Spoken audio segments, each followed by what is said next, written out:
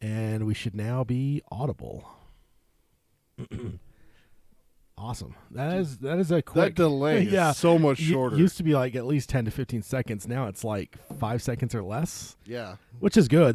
That's good for the chat. Looks like we got Josh in the chat. How's it going, Josh? Unless you prefer Joshua. I always just automatically change Joshua to Josh, but I don't know. I've never met one that prefers Joshua, but doesn't mean there isn't some that prefer. Yeah, don't assume. Yeah, indeed. He says he's indifferent. Okay. Dude, I just noticed. What the hell happened to your nose? Did you get scratched by a cat? No, I scratched myself. Did you really? I was like, waking up this morning, I was like rubbing my forehead, and my finger was just errantly placed and got the tip of my nose. Yeah. Like you drew blood, didn't you? It started bleeding. I'm like, I feel something on my nose. You're like, what the So fuck? the tip of my nose for all those in the auditory land, I've got a... He's Rudolph. I've got a scratch going down my nose here. All right. Yeah. So, okay. Here for last one for 2019. It's weird because like there's some stuff in this episode that we're going to talk about that is covering some 2020 looking forward stuff, and it's kind of weird. Like in my head, it almost already feels like 2020. Feels like a couple different things like have kind of led to that, but it just already feels like 2020 for me for some reason. So, yeah. Okay, so let's go ahead and hit the intro and dive right in. I think we got a good show. We got a number of things that have transpired since the last episode. So let's go ahead and hit the intro and get started.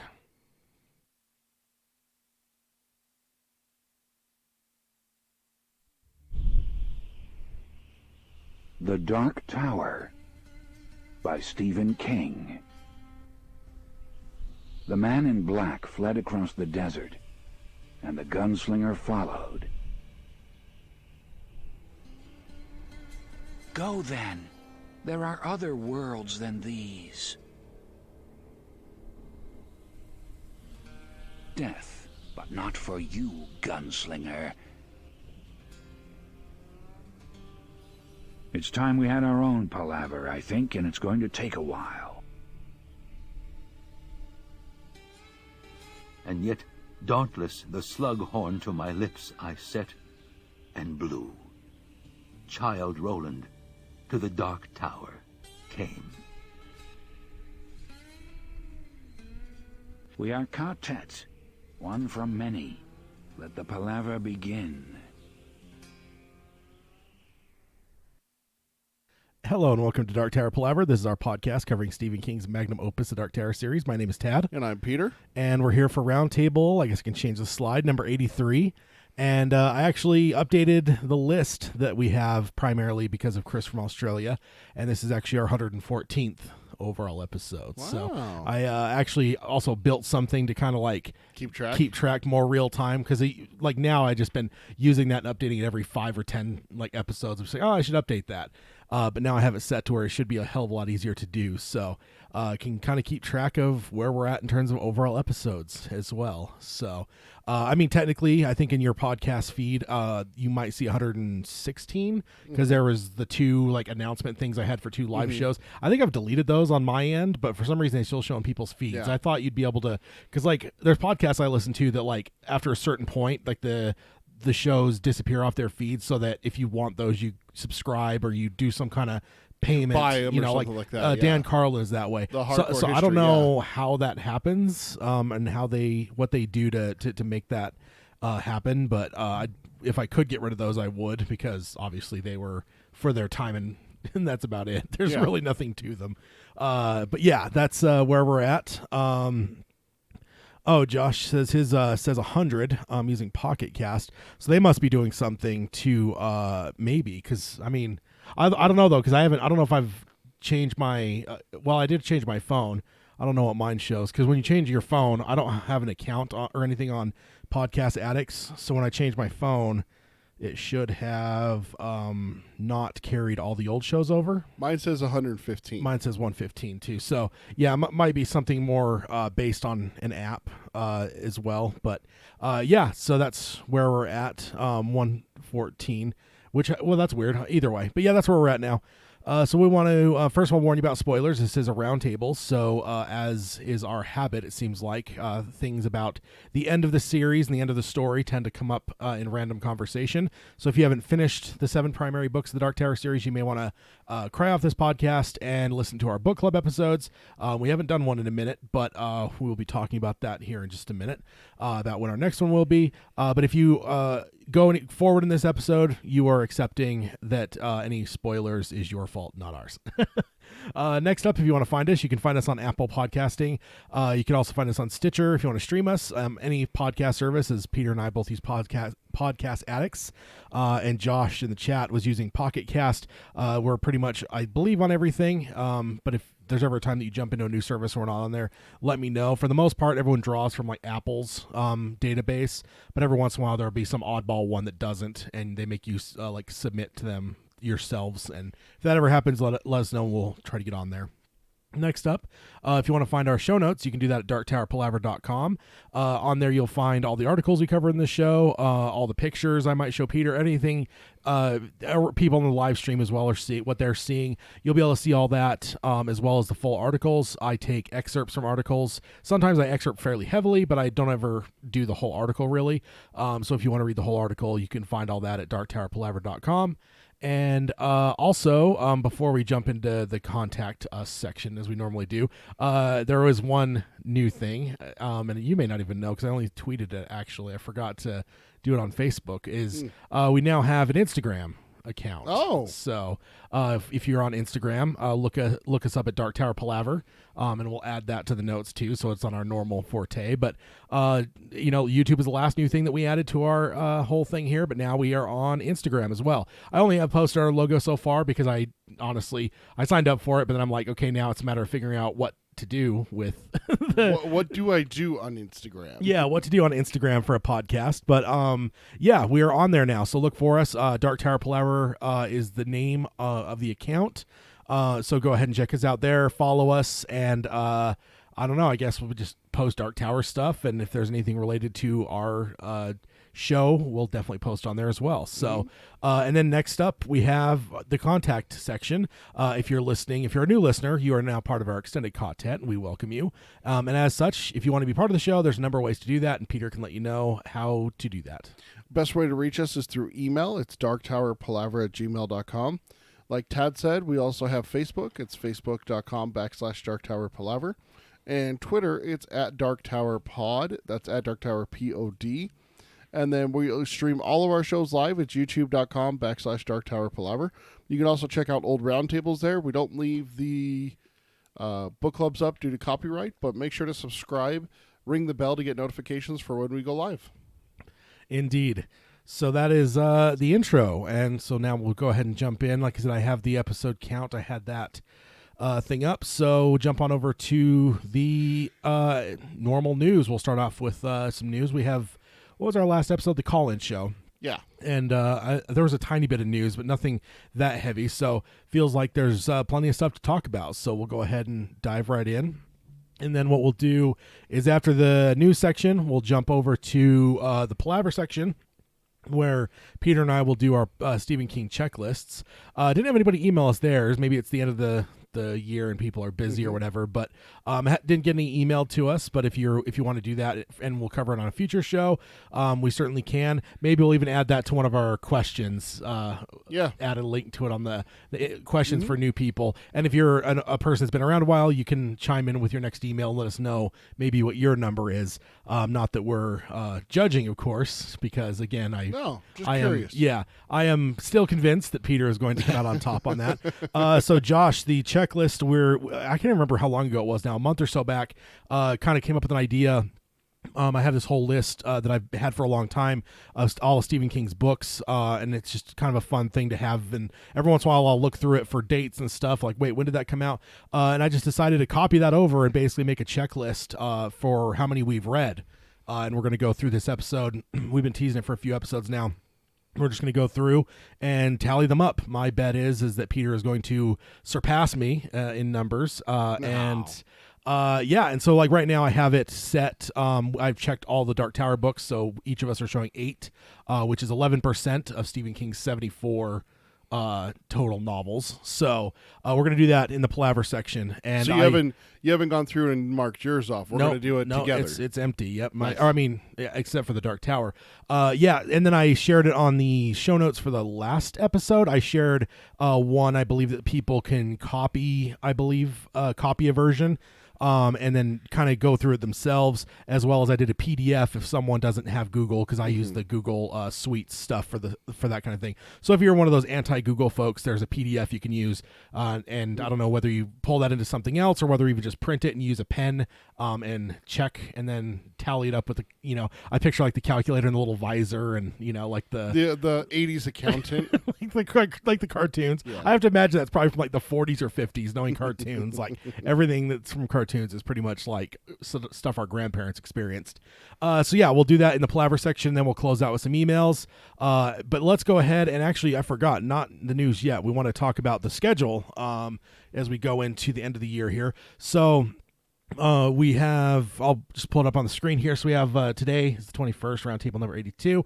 And then basically looking into, we always have to line up the year to see how our shows will fall when it comes to holidays and all that kind of stuff to figure out when to start. And this year we actually kind of flowed in line to where it actually would be a couple weeks from now that we'd be starting back up, I believe, if I looked at the calendar right. January 4th would be the first episode of 2020. Oh, okay, which is the wrong date, right? No. Or no, that is right. Okay. Yeah, that's the one that we talked about. And that's right. So 4th is when we would technically start to be in line, but we actually both have things going on that with the holiday still.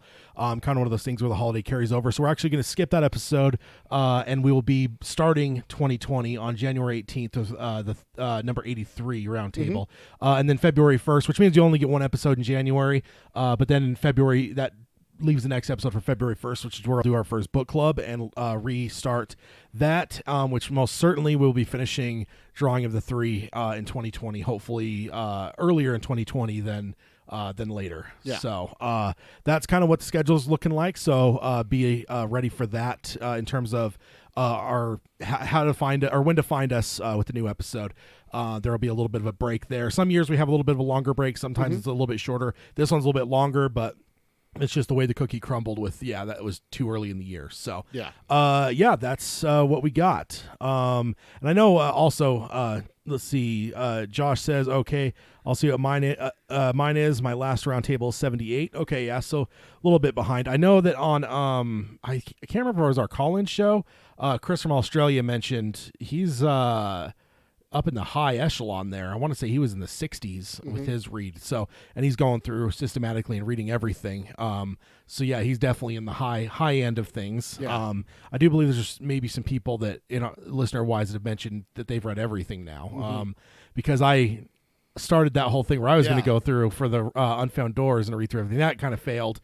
So maybe I'll try to redouble my efforts on that. And I mean, now we've talked about doing Unfound Door episodes a couple times a year, so if nothing else, that'll do. Add a little bit to my read list. Well, that's if we do books for the Unfound Door. I mean, we've talked about doing movies as well. Yeah, that's true. The big one for next year that we already talked about that we're deciding to do is the Shining. The Shining, yeah. Miniseries and movie. Yeah, and movie. Just look at pure adaptation and look at how it is. So, yeah, so that means I'll probably hear in the next, in the very beginning of the year, because I'm thinking that's going to be in the first, quarter of the year. So I'll probably have to start reading The Shining here in the next couple weeks.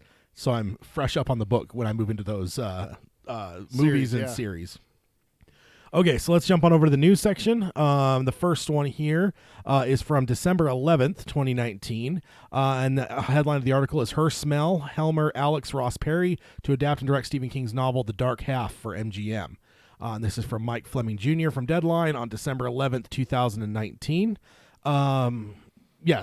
I just read that. What? The Dark Half. Oh, did you? Yeah. Okay. That's awesome. I was definitely going to ask you if you had read it or not. So it says MGM has set Alex Ross Perry to adapt and direct The Dark Half, a new adaptation of the 1989 Stephen King bestseller. Perry popped up after writing, directing, and producing Her Smell, the drama that premiered at the 2018 Toronto Film Festival, and for which Elizabeth Moss is Spirit Awards nominated for her portrayal as a self-destructive rock star. Nope. Wrong one. I was thinking of a different novel. I haven't read that one. Oh, what'd you read? Dead Zone. Oh, okay, Yeah. okay.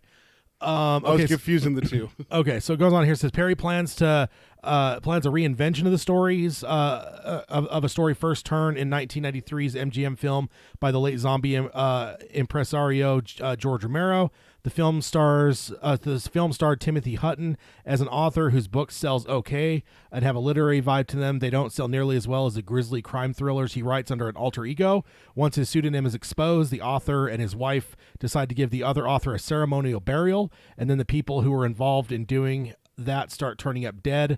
As it appears, the alter ego has taken on a life of its own. So that's the kind of synopsis of that book. It goes on and says the prolific King wrote the novel as a reaction to being outed for secretly writing thriller novels under a pseudonym Richard Bachman. And this is from the writer here, and he says, I still remember when he owned up to it, as it unlocked a treasure trove of page turners for voracious fans of his work like myself, who gobbled up everything he wrote, and then suddenly there were books like Thinner, Running Man, Rage, Long Walk, Road Work, and a few others that immediately became bestsellers when exposed by the bookstore clerk who figured out the ruse. And yeah, that's I find that kind of funny because I think we've talked a lot about a lot of his work, but we haven't talked very often about behind the scenes, especially outside of maybe the Dark Tower series. Yeah. So it was kind of funny to hear these stories. And yeah, it goes on here and says King was turning out big bestsellers by that point, like Carrie, Salem's Lot, The Shining, with The Stand nearly done, and his publishers reticent about introducing even more fiction that would cannibalize sales. King said that when he figured out the solution was to write under another name. Bachman Turner Overdrive record was playing on the radio, and on his desk was a novel written by Richard Stark, the pseudonym for Donald E. Westlake. From there, Richard Bachman was born, and after The Truth came out, King got another novel out of it with The Dark Half. His thriller about an author and a sinister prostatic twin became so big it was only outsold that year by Tom Clancy's Clear and Present Danger. So I actually was unaware that this was such a huge seller. I mean, I don't know. Again, I don't know that we've ever really looked even into like where King's books ranked the years they came out. That's an interesting topic to maybe look into at some point. But yeah, that's a pretty big deal. And obviously Tom Clancy's also quite the huge author in his own right. So and Clear and Present Danger is obviously a big book. Yeah. It's been adapted once. I think it's actually got another one on the way. I believe they're redoing that one. So yeah, pretty interesting.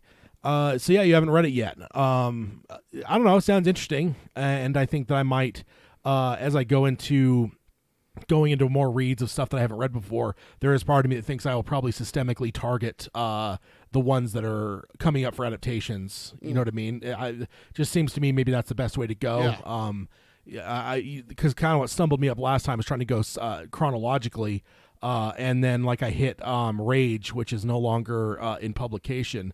So like that kind of stumbled me up, and then other things like whatever. So maybe it'll be kind of interesting to just kind of go through and start hitting things as their adaptations are coming. And then Josh says he doesn't know if he's read any of the Bachman books. Have you? Of those ones I read there? Long Walk. Okay, yeah, that's right. Thinner, Running Man, Rage, Long Walk, Road Work. So Road Work we've talked about recently. That has an adaptation coming up. The Long Walk does. Running Man, that one doesn't, but I think that's one we talked about maybe would be worth having another adaptation. Yeah, because the one that we got was the Arnold one that apparently is way off from what it was. Yeah, definitely. So yeah, that's another one added here, and I would normally throw up our big board here, but there may be more things to uncover in this episode. No. So maybe the board will be at the end of the episode, or at the end of the news section here.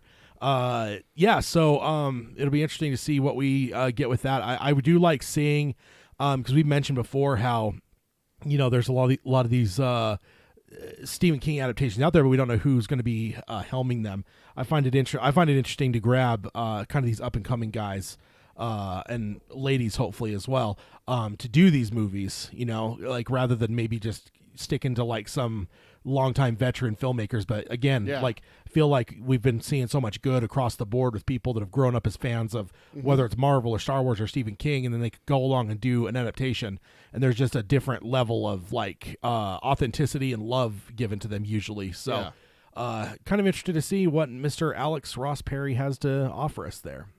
Josh says in the chat, I've been interested in The Long Walk. I'm not familiar with Running Man. Yeah, I can't remember when we talked about Running Man. I feel like that came up. A few episodes ago it came up. Yeah, I can't remember what context, but I remember we were talking about it a little bit. Maybe it was adaptations. I was going to say, was it during the movie adaptations discussion? Probably, yeah, because I think it actually hit a few people's list, not necessarily because it was like the best adaptation, but because it's an enjoyable movie. Yeah. Which is what we were ranking off of, how good was the movie. Yeah. Not what was the best adaptation. Yeah, indeed.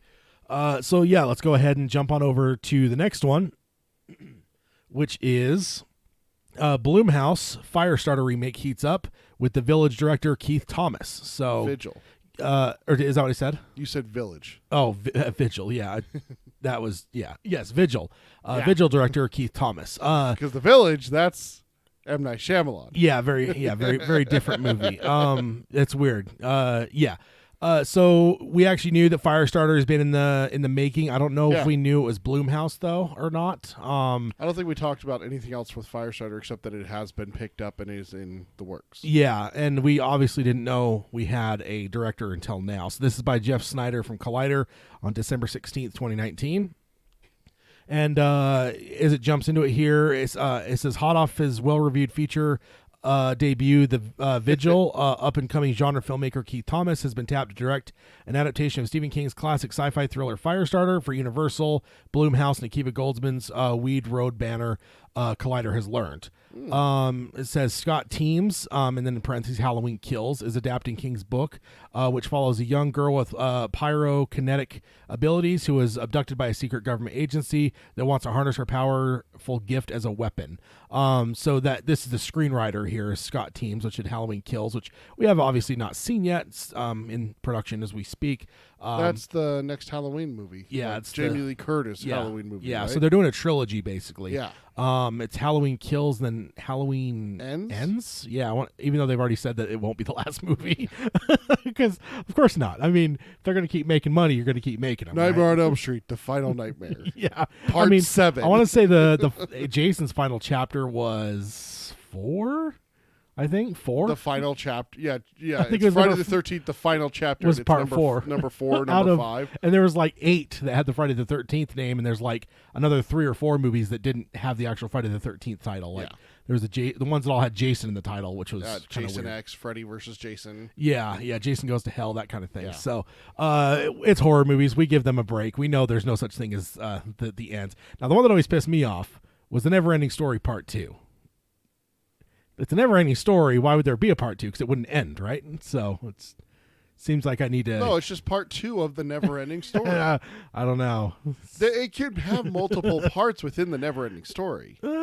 Seems to me like there might be an end there. I might have to get a lawyer, like Troy McClure, to sue this bogus agency here. So it goes on and says Drew Barrymore started in the original 1984 movie, which boasted a top-notch cast including Martin Sheen, George C. Scott, Art Carney, Louis Fletcher, Heather Locklear, and David Keith, who plays the girl's father.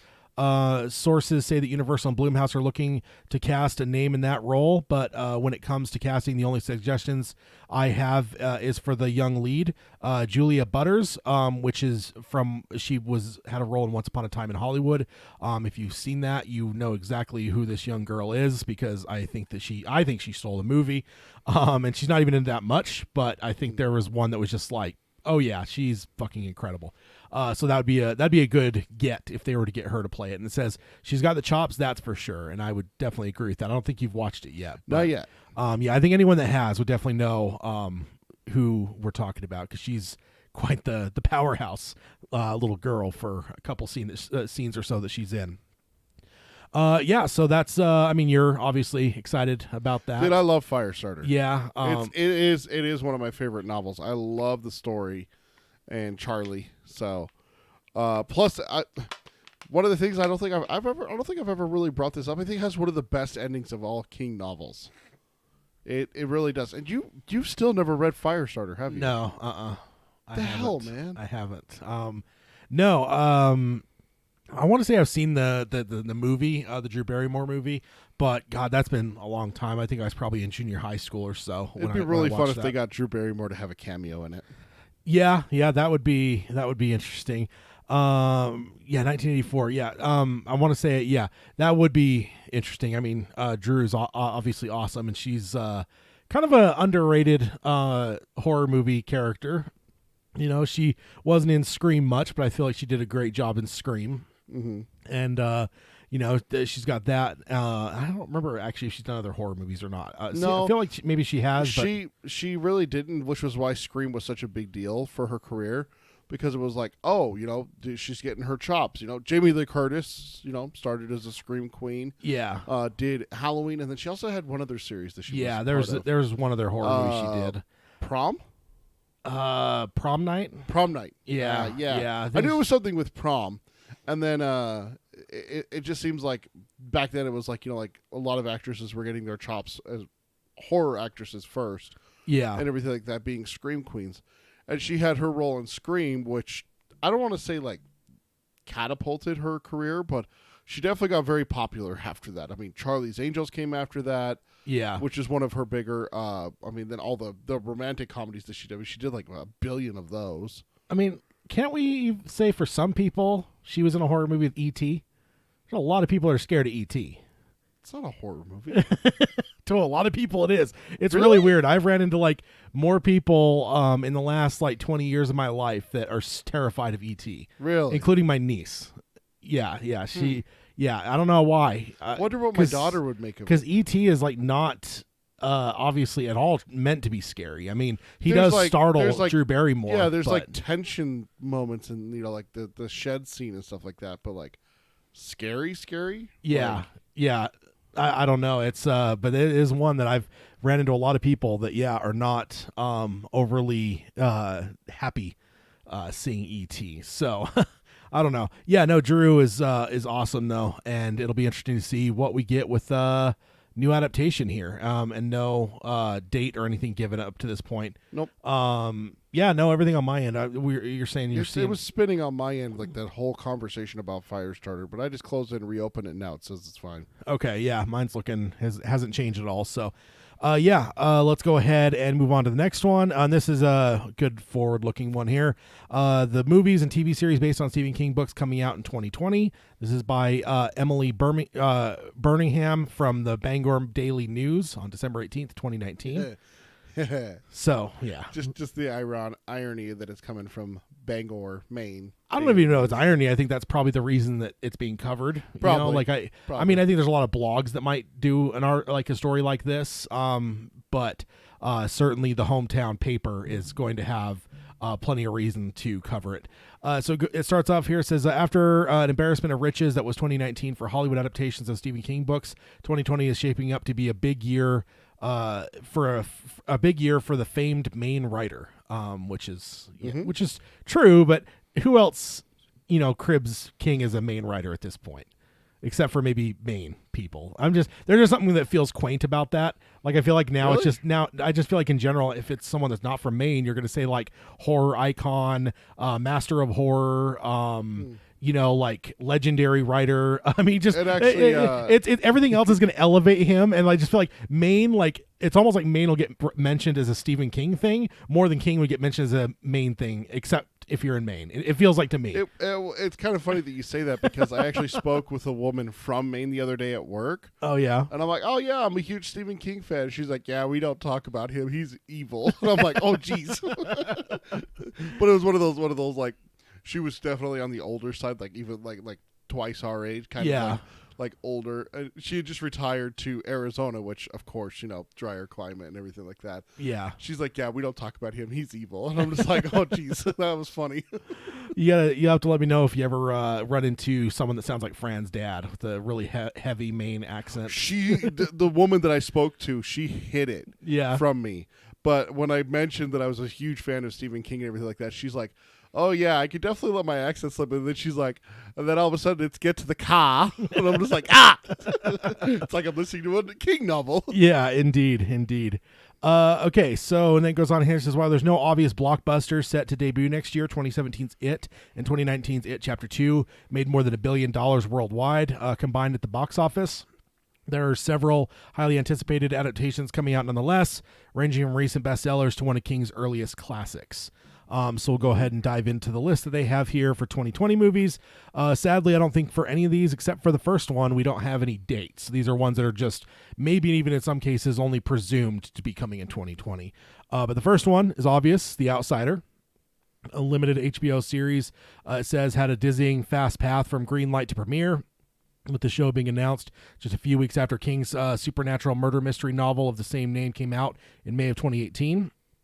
Set to begin on January 12th on HBO. It stars Ben Mendelsohn as Detective Ralph Anderson, Jason Bateman as the wrongfully accused Terry Maitland, and Cynthia Erivo as beloved King character Holly Gibney. The Outsider is adapted by acclaimed film and TV screenwriter Richard Price, which his credits are The Night of, The Wire, and The Color of Money. So certainly a good writer there. There's been some, I don't know if they've had full-on like screeners yet, but I feel like there's been some people that have seen, I don't know if it's been at maybe a festival or something, but I feel like at least an episode's been seen by people, because I've been seeing people that are talking in a way of saying like this show is looking really freaking good. Ooh. And it just seems way beyond just like trailers. So but nothing I think people are probably still under embargo if they have seen anything. But yeah, I mean, it's HBO. HBO is obviously on a huge string right now of just great shows. So really looking forward to King. Have we had a King HBO adaptation before? I can't think of one. Because I think we've talked about it before. Like I think we have on this show. If not, I've talked about it on my show, where it just feels like if you're going to kind of rank the different services in terms of quality, I just feel like original content, right? For original content, like nobody beats HBO. I feel like with everything HBO does, it's like good. I think the only argument that you have there is Netflix, but and I would say absolutely it's to quantity. me It's quantity over quality. Yeah. At that point, if you're going to say Netflix, because Netflix just puts out so much. Yeah, Netflix has so much good stuff, but it's like they also have a lot of shit. Yeah, and they put out it just feels like they're very broad. They're going to put out as much shit as they possibly can. Whereas HBO, they pick their shots, and I feel like because of that, I just feel like there's just something next level about them. I just feel like if nothing else, you can kind of see they've been doing this for a long time, whereas Netflix or Amazon or some of these others are obviously playing catch up. And Amazon's, we've talked about this several times. They're really wanting to get into the game genre and everything, and they're one of the exactly. The big thing that they're looking at is getting into a specific genre, which is fantasy, which is why Lord of the Rings and the other one, I forget what it was called, time travel, the Wheel of Time, Wheel of Time, and then the Dark Tower series, obviously. Yeah. 3 heavy-duty fantasy-driven series that they're looking to do. Not to mention, I'm watching Man in the High Castle again. I'm on season 3. Yeah, I need to watch the new season. season Turning out, still. it's a lot more fantasy than kind of drama. Yeah, absolutely. Which is really kind of caught me off guard, but not in a bad way. You know what's funny is like it is. And it's like kind of weird because as you get later into it, you're just like, oh, this is getting way more sci-fi. But then when you really stop and think, actually, no, it's been sci-fi since day one when they were finding films that were showing our understanding of what reality is, which is the Nazi and the Japanese army losing World War II. And like, so there is there's always been this thread of like kind of sci-fi. Yeah. But like, I feel like they did a good job of letting it kind of go under the surface and become like almost forgotten, and then later on it just becomes more of a big thing as you go. But yeah, because I remember having the same thought. But yeah, I need to watch the new season still. But yeah, and there's good stuff with everyone. I mean, Amazon's had a number of hits now. Netflix obviously has their big thing. I mean, I feel like everyone has their big hitters, but to me it just feels like HBO is Murder's Row. Like they, generally speaking, they have very few misses. Yeah, it's top to bottom for them. Yeah, not. I mean, if you take the quality content from Netflix and you list it, you're gonna run out at unless you get into like the different like categories like stand-up comedies. Yeah. I mean, everyone and their dog has a stand-up comedy coming to Netflix. Yeah, I'd say in the old day HBO, if you're a comedian, HBO special is kind of one of those you've arrived moments. I feel like that's completely shifted to Netflix. I feel like Netflix has completely taken that banner for stand-up comedy. Yeah. I feel like documentaries, that's still a fight because HBO still puts out a lot of good documentaries. I gotta say, Netflix has taken that reign. I don't know. HBO still puts out. I think the problem is that HBO puts out good quality documentaries, but they don't put out enough.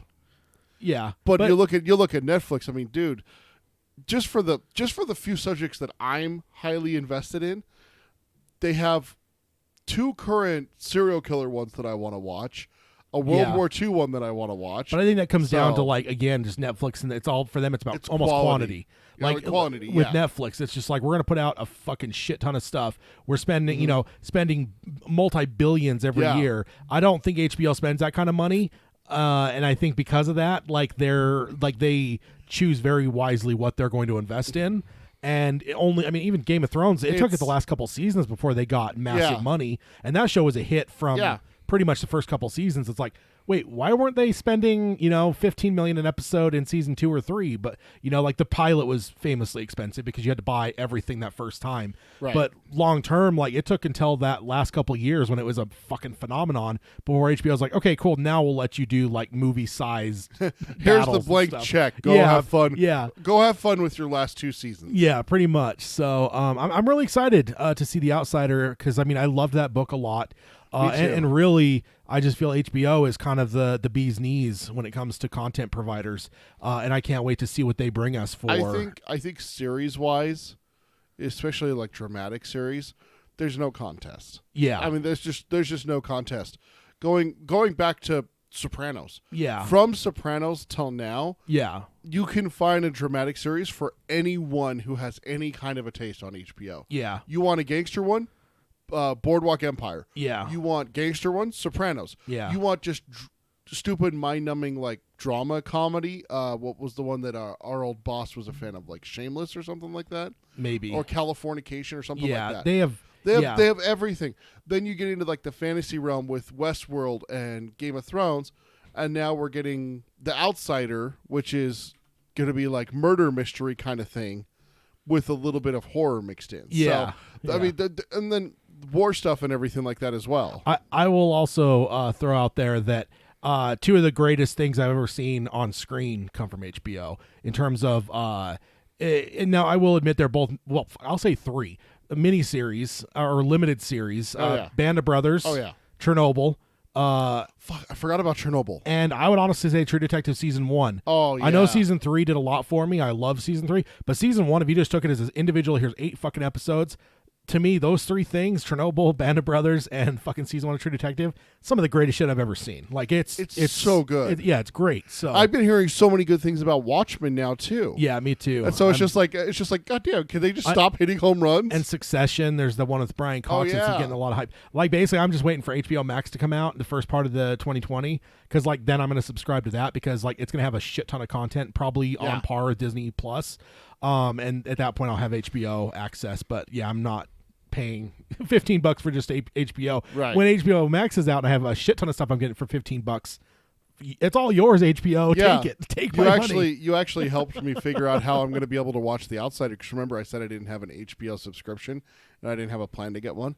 I think what my plan's going to be is that $15 a month, hey, that's what my Audible subscription is.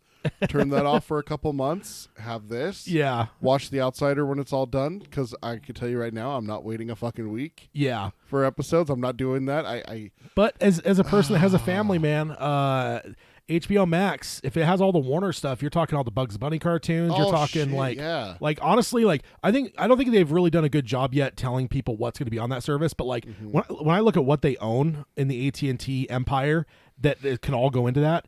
I legitimately think it might be the only one that can come close to competing with Disney Plus in terms of sheer content. And I don't think people and I don't think people understand just how much of a library they have. And when they do, when it finally starts to get revealed of like, here's the shit that's going to be there at launch, like I think people are going to be surprised, and suddenly $15 a month's not going to look that bad. Yeah. Considering especially that's only a few dollars more than Netflix is charging a month. So, so sorry, that's a little tangent. Next up, no date, The Stand. And I had to. You had to use that picture, didn't you? I did. I absolutely did. There was I was like, oh, I can find a number of pictures. I'm like, well, wait a minute. In my old archive here, I've got a picture that would do just fine. From the set of The Stand, filming up in Canada. Yes, indeed. Toronto? Is that where it was? Vancouver? Or I don't remember now. I know it was Canada. I just can't remember what city. Yeah, sorry, Canada. I get it. I always get it confused. I always forget which city is the one that's basically the fill-in for New York. I'm pretty sure it's Toronto.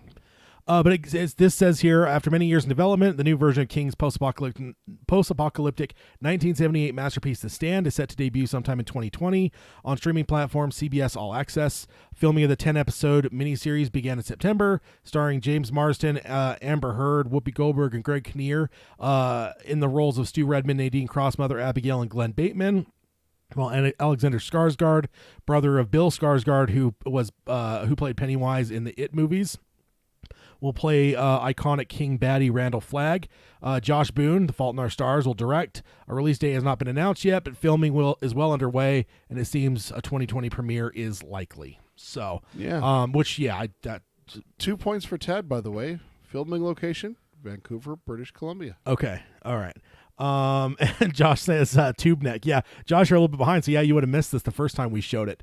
But it was just some pictures. I think the article, the article was the article was basically telling people don't be concerned. Yeah. Because basically they had set up a bunch of shit on the street with like dead bodies, and there was going to be gunshots, and they're basically just warning the citizens of the town, like, hey, don't freak out because it's they're filming a movie or a TV series, and there were some pictures that were in the article, and this is my favorite one because we didn't have that portrayed in the original series, so looking forward to seeing this.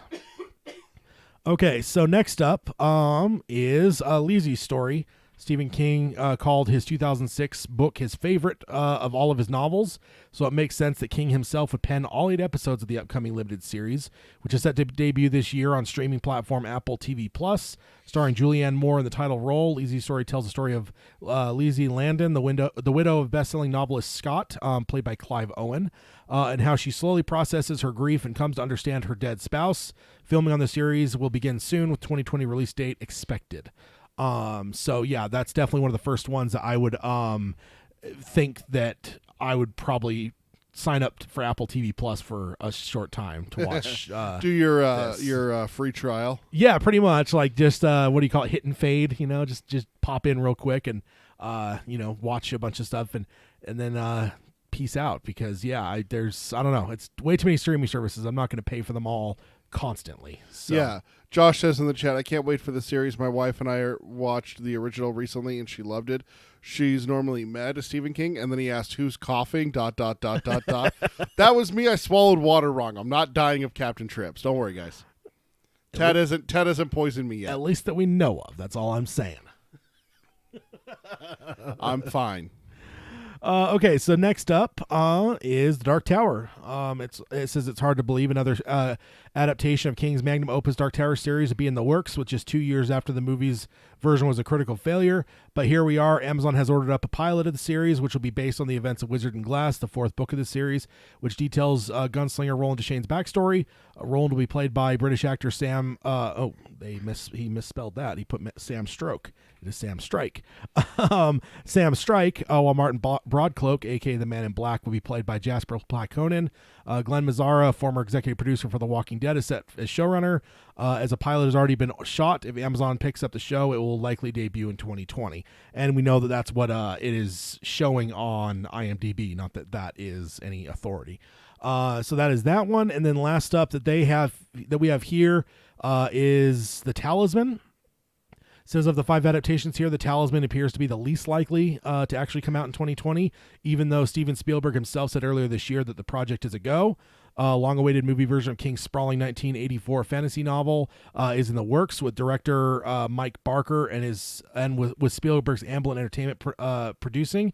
It hasn't been announced who will play the character of Jack Sawyer, a 12-year-old New Hampshire boy who sets out to find a magical crystal that will save his dying mother. This is one that I believe Mr. Spielberg bought the film rights for this back in the 80s or something like that. I want to say 84, 83, 84. Like he's had this for a long, long, long time. closer to maybe closer to 40 years ago than 30 years ago. But yeah, so I don't know. This one I would be slightly suspicious of, but I would love to see it, of course. Have you read The Talisman? Yeah. Okay. So, what do you think? Are you excited to see that one on the screen? It's one that I'm think that you actually should be pretty excited for, because it can be done in one of two ways. It can be one of those adult adventure stories where you have like kids put into kind of like the Dark Tower movie. Jake Chambers is put into an adult situation where he has to cope and kind of deal with stuff like that. But if they wanted to, they could very easily make The Talisman kind of like you talked about this last year, or maybe it was earlier this year that it came out. The would-be king, the kid who would be king. Yeah. With Tom Taylor. Yeah. I still mix up the Toms. But yeah, it could very well be like it could be a PG or PG-13 action adventure Indiana Jones kind of style movie. Yeah. It's got that feel to it. He's on a quest, he's out to save a family member kind of thing. It could very well have that 90s Disney kind of comedy / adventure running, from, a boulder kind of thing. Yeah. That could be a lot of fun. But I could also see it going the other way as well. Is that, hey, it's a Stephen King novel. We got to make it dark and rated R. Yeah. Because there are aspects of it that fit that. So yeah, it's going to be very interesting to see which direction they go with. Because I honestly think I would prefer the kid version. And with Steven Spielberg, it's not like Steven Spielberg only does kid stuff. I mean, I think of like E.T. and stuff like that.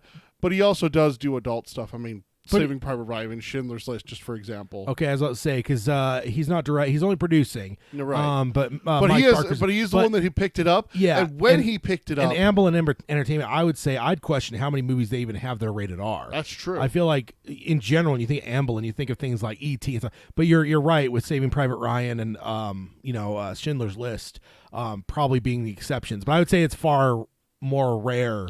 I don't think he put those ones under Amblin. Spielberg did.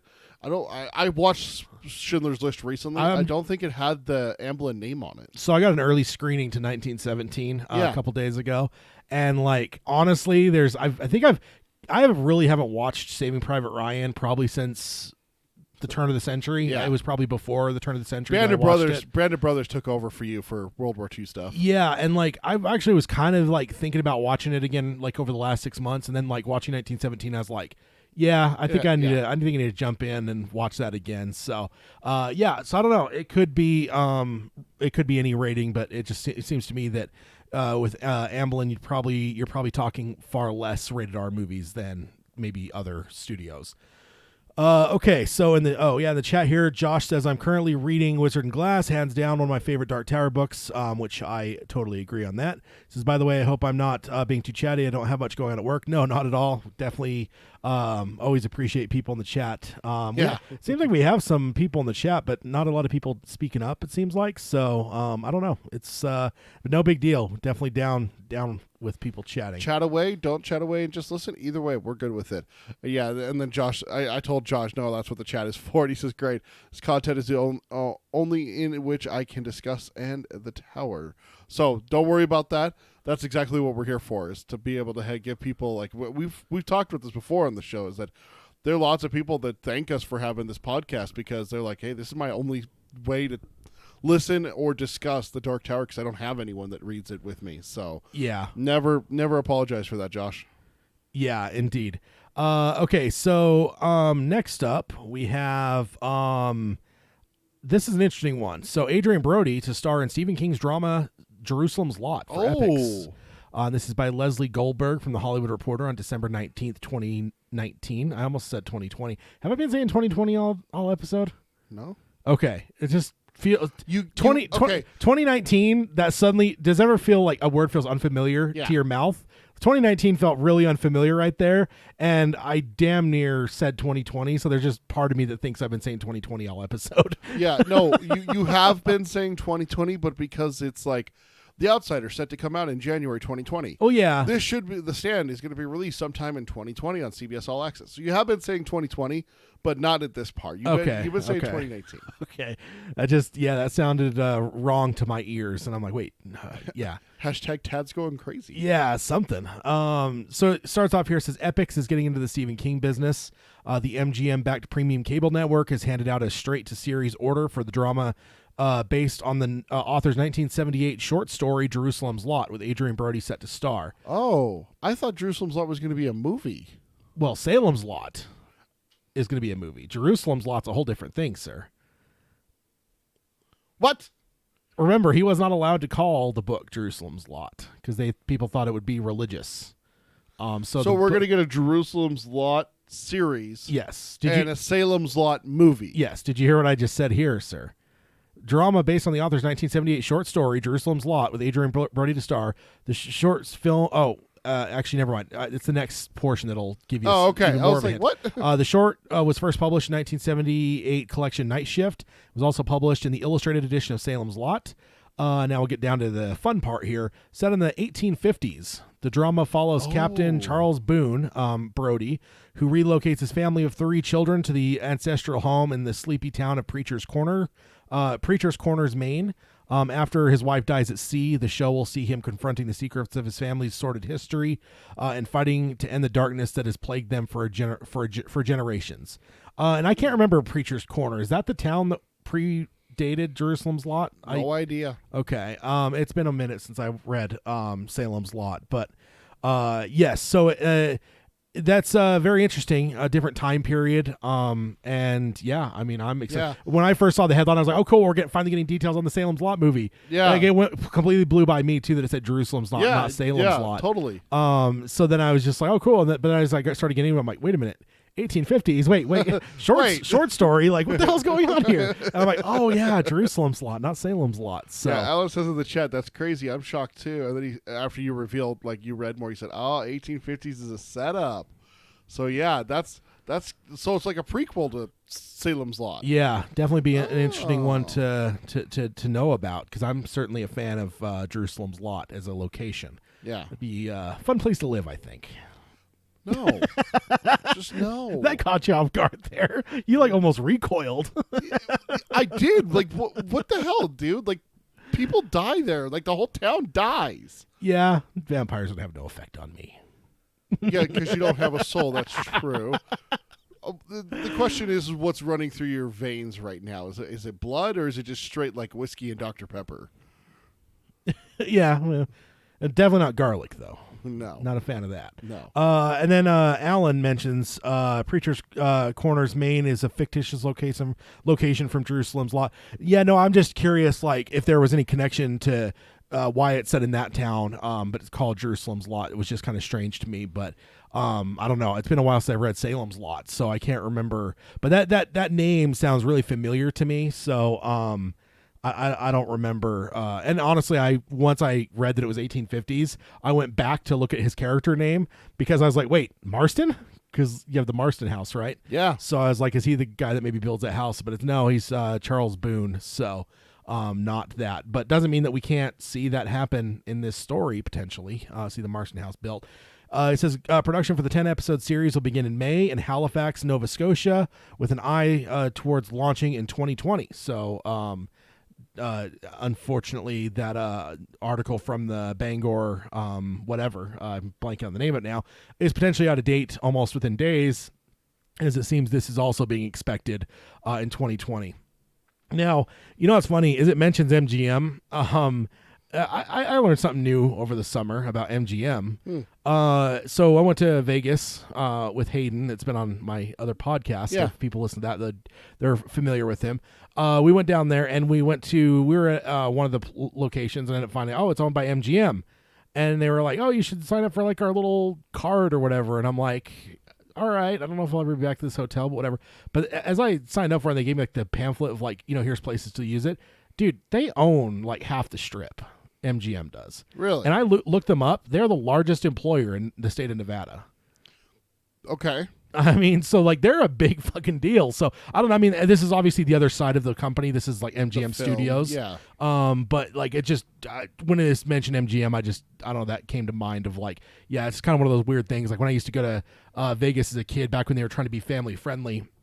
I remember MGM was a singular hotel, but apparently they've pretty much been gobbling up other hotels, and they own half the Strip, and they own a good chunk of Vegas. So kind of interesting. But yeah, I actually don't know what Epix is. I don't know if that's rebranded of an old channel or if that's a whole new channel. It's been around for a while. Well, I haven't had cable in a long time, so but there's been like, because I know like Paramount Network is had that Waco show, and it has Yellowstone, which I watch, and that was a rebrand of a station. So I feel like there's been some stations that have completely changed up their name and rebranded themselves. And I don't know if Epix is one of those or if it's just a new studio out of the ground made by MGM for or a new channel that sprouted out of the ground since I've had cable, which has been a very long time. So I remember Epix from before. Launched October 30th, 2009. So it's been around for a clean decade. Okay, 2000. Yeah, which is certainly outside of the realm of when I had cable. So interesting. That's but yeah, no, that's interesting. Adrian Brody. Oh, that's why you wouldn't know it. Available on most U.S. cable systems, but consult your local cable provider for program listings source for channel availability. But it is available on every single major satellite provider. So it seems like it's more of a satellite versus cable. Oh, okay. And I've never had satellite. Yeah, you've always had cable instead of satellite. So yeah, that's why you wouldn't. Yeah, wouldn't ring a bell with that. Indeed. Okay, so then Alan says in the chat here, let's see. He says, just found the blurb on Fandom. It says, Wikipedia says Jerusalem's Lot is a short story set in the fictional town of Preacher's Corner, Cumberland County, Maine.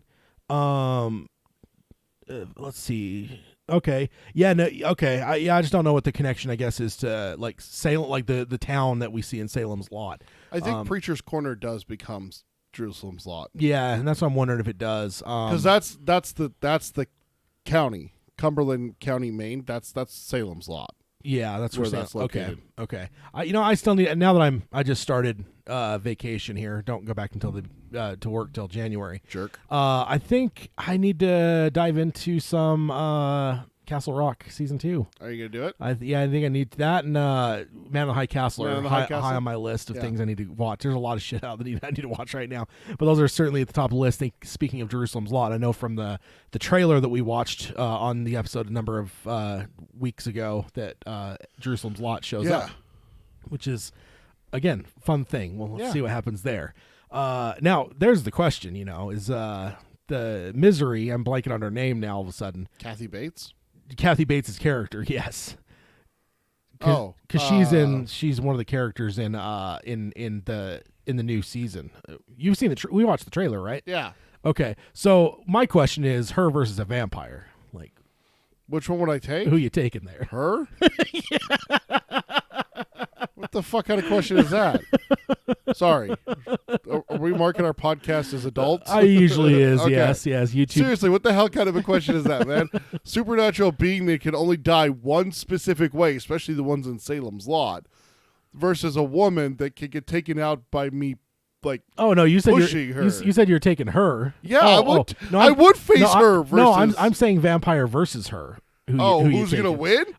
Her. Yeah, I'll say she's evil. Yeah, I'd still vote for her.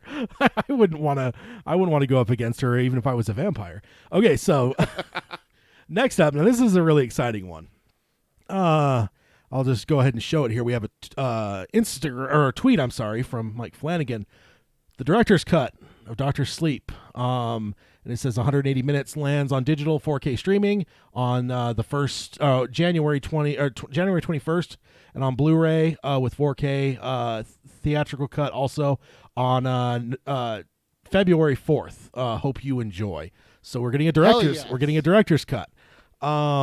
Yes. So that's really exciting to me because I fucking loved Dr. Sleep. I did too. I really loved it. And the funny thing is like I saw some people in the comment sections and stuff in some places that were all like, I loved it, but it did kind of feel rushed at certain points. And like to me, I I never felt that. But maybe as I go through and watch the director's cut, there'll be some things where it's like, oh yeah, this definitely feels better. But I think that Mike did a great job of not. It never felt rushed to me. So Damn it! I think I'm gonna have to buy the disc for this. why? One. I just looked it up on Voodoo, and the pre-order right now doesn't have anything for director's cut. Oh, okay. So it says lands on digital 4K streaming on 121, but it doesn't. Voodoo does pre-orders, so I was like, "Oh, You were gonna go pre-order it? I was seriously going to but go it doesn't pre-order say director's cut. It doesn't say Yeah, director's cut. I wouldn't trust it. Sounds like a trap to me. Okay, so that leads us to an article here from Adam Chitwood from Collider on December 20th, 2019. Exclusive. Dr. Sleep director Mike Flanagan teases his more literary director's cut. And he basically has kind of an article that he kind of goes through. They kind of got in touch with Mr. Flanagan and stuff. And there's a little bit in the front. I skipped the whole front half because basically they had kind of a statement from Mike. And I feel like it covers a lot of what the article says anyway. So I felt like it would just be better just to read the part from Mike Flanagan. So this is all first person from Mike Flanagan's mouth/pen. Okay. It says, I'm really excited that Warner Brothers let me create this cut, much less release it. They really support it, to the point that they made sure all of the new material was visual effects was fully finished. Additional scoring was composed and orchestra just for this cut. And they did the full mix as well. They're letting us do this right. It's a finished, complete, polished new cut of the movie. Nothing is temp. Ooh, yes. So that's really exciting, because I would say in general, though, if you get a director's cut, it's finished for the most part. I think that when they're not, it's rare. I watched Once Upon a Time in America, and that has like a director's cut that's like 4 hours, just over 4 hours long.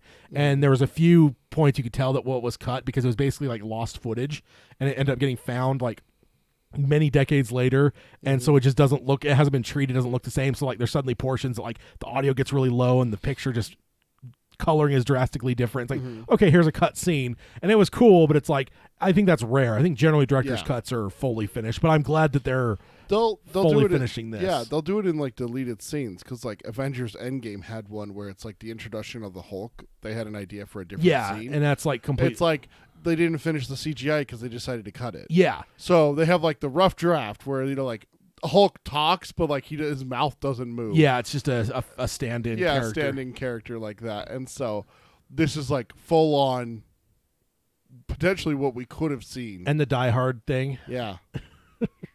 Wasn't that is that Endgame, or was that Infinity War? Wasn't there a thing with the Hulk where he's like at that's the scene I'm talking about. Is his introduction? Was with the cop from Die Hard. Yeah.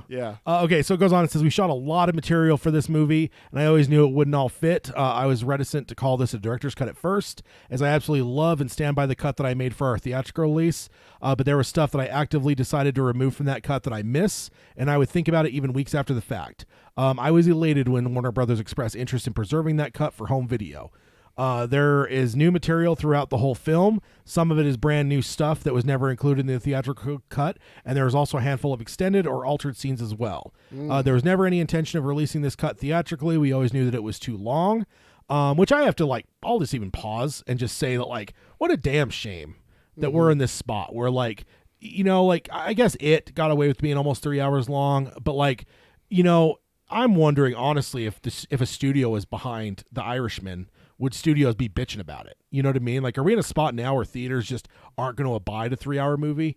And because of what it does to business, I honestly think that we might be, I think we're in that spot where unless you are fucking Endgame, that you're basically guaranteeing a theater that they're going to make the most money they've ever made in this century, that they're not going to they're not going to be happy with a 3 hour movie or 3+ hour movie. We talked a little bit about this a little while ago off the air, me and you, where it's interesting that some of these longer things are getting put to even just miniseries, where before it would have just been, either one or two, like it did with longer movies. But we're seeing stuff like The Irishman.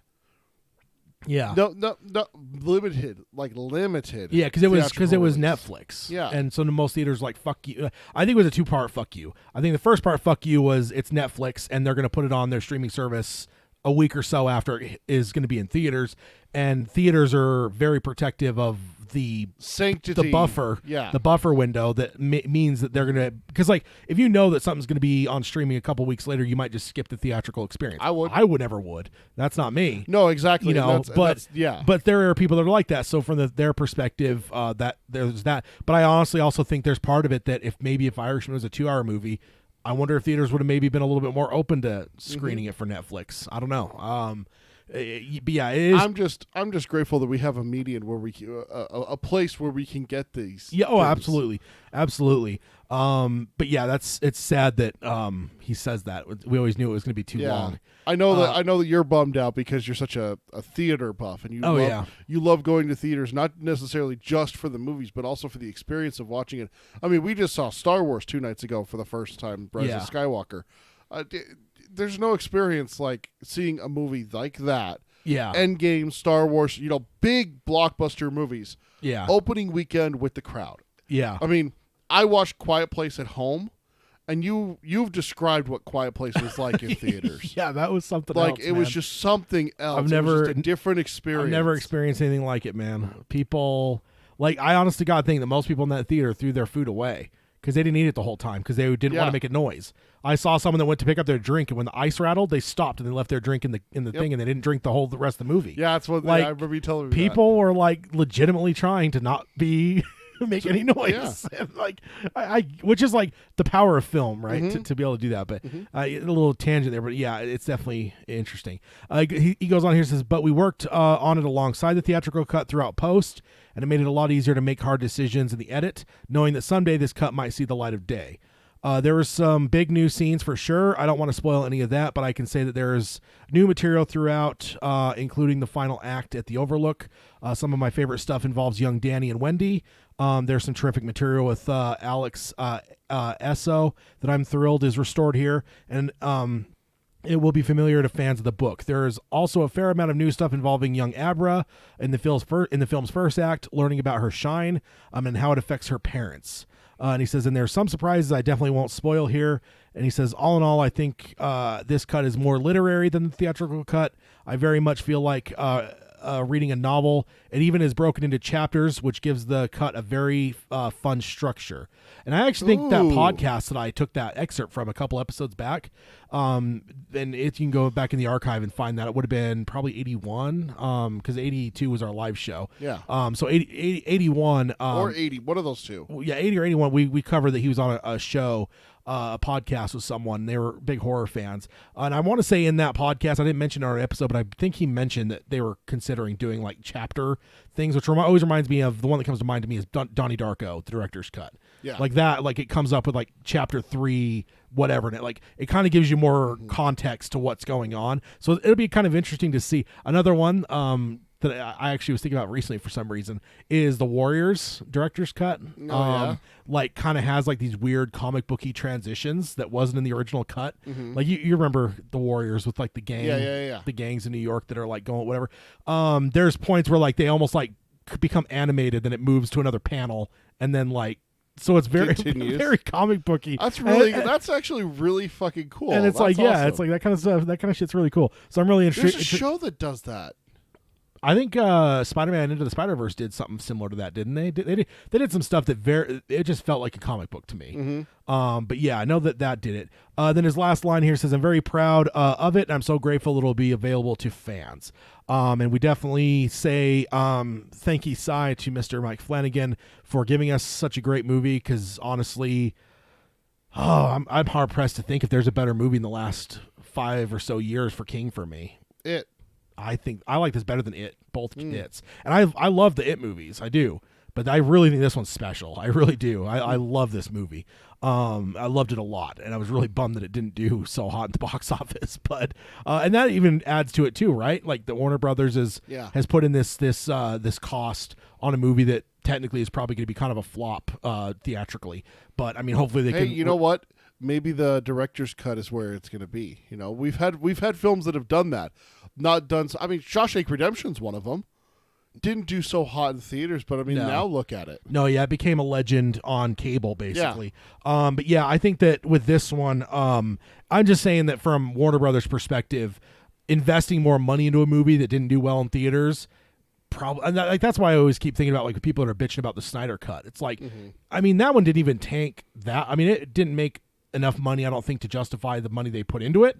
But it's like, do you honestly think they're going to spend 50, 60 million more dollars to like finish scenes that were never finished to give you the Snyder cut? Like, that's not going to fucking happen. Clarify for everyone. You're talking about Justice League, right? Yeah, Justice Thank League. you. Yeah, yeah. You said Snyder cut, and I was like, Yeah. pretty sure he's talking about Yeah, Justice I mean, there's League. people are going absolutely. I mean, Yeah. they were flying a fucking airplane with a banner saying "Give us a Snyder cut" the other day over the studio lot. Are you serious? Yeah. So I mean, it's insane. But it's like, to me, it's like a lot of it's tempt, like and I don't know that they want to spend the kind of money they would have to spend to get that movie finished and polished for the movie that it is, I guess. I don't know. But yeah, really excited about that.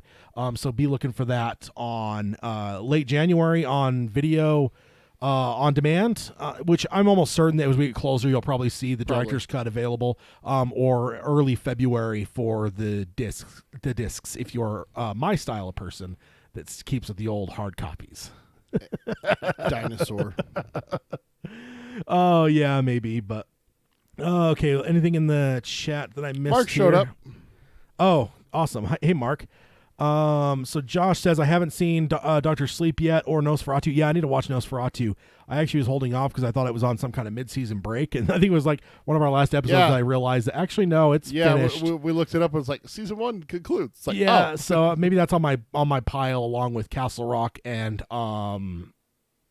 Man in the High Castle. There it is. Nosferatu, another show I need to watch for sure.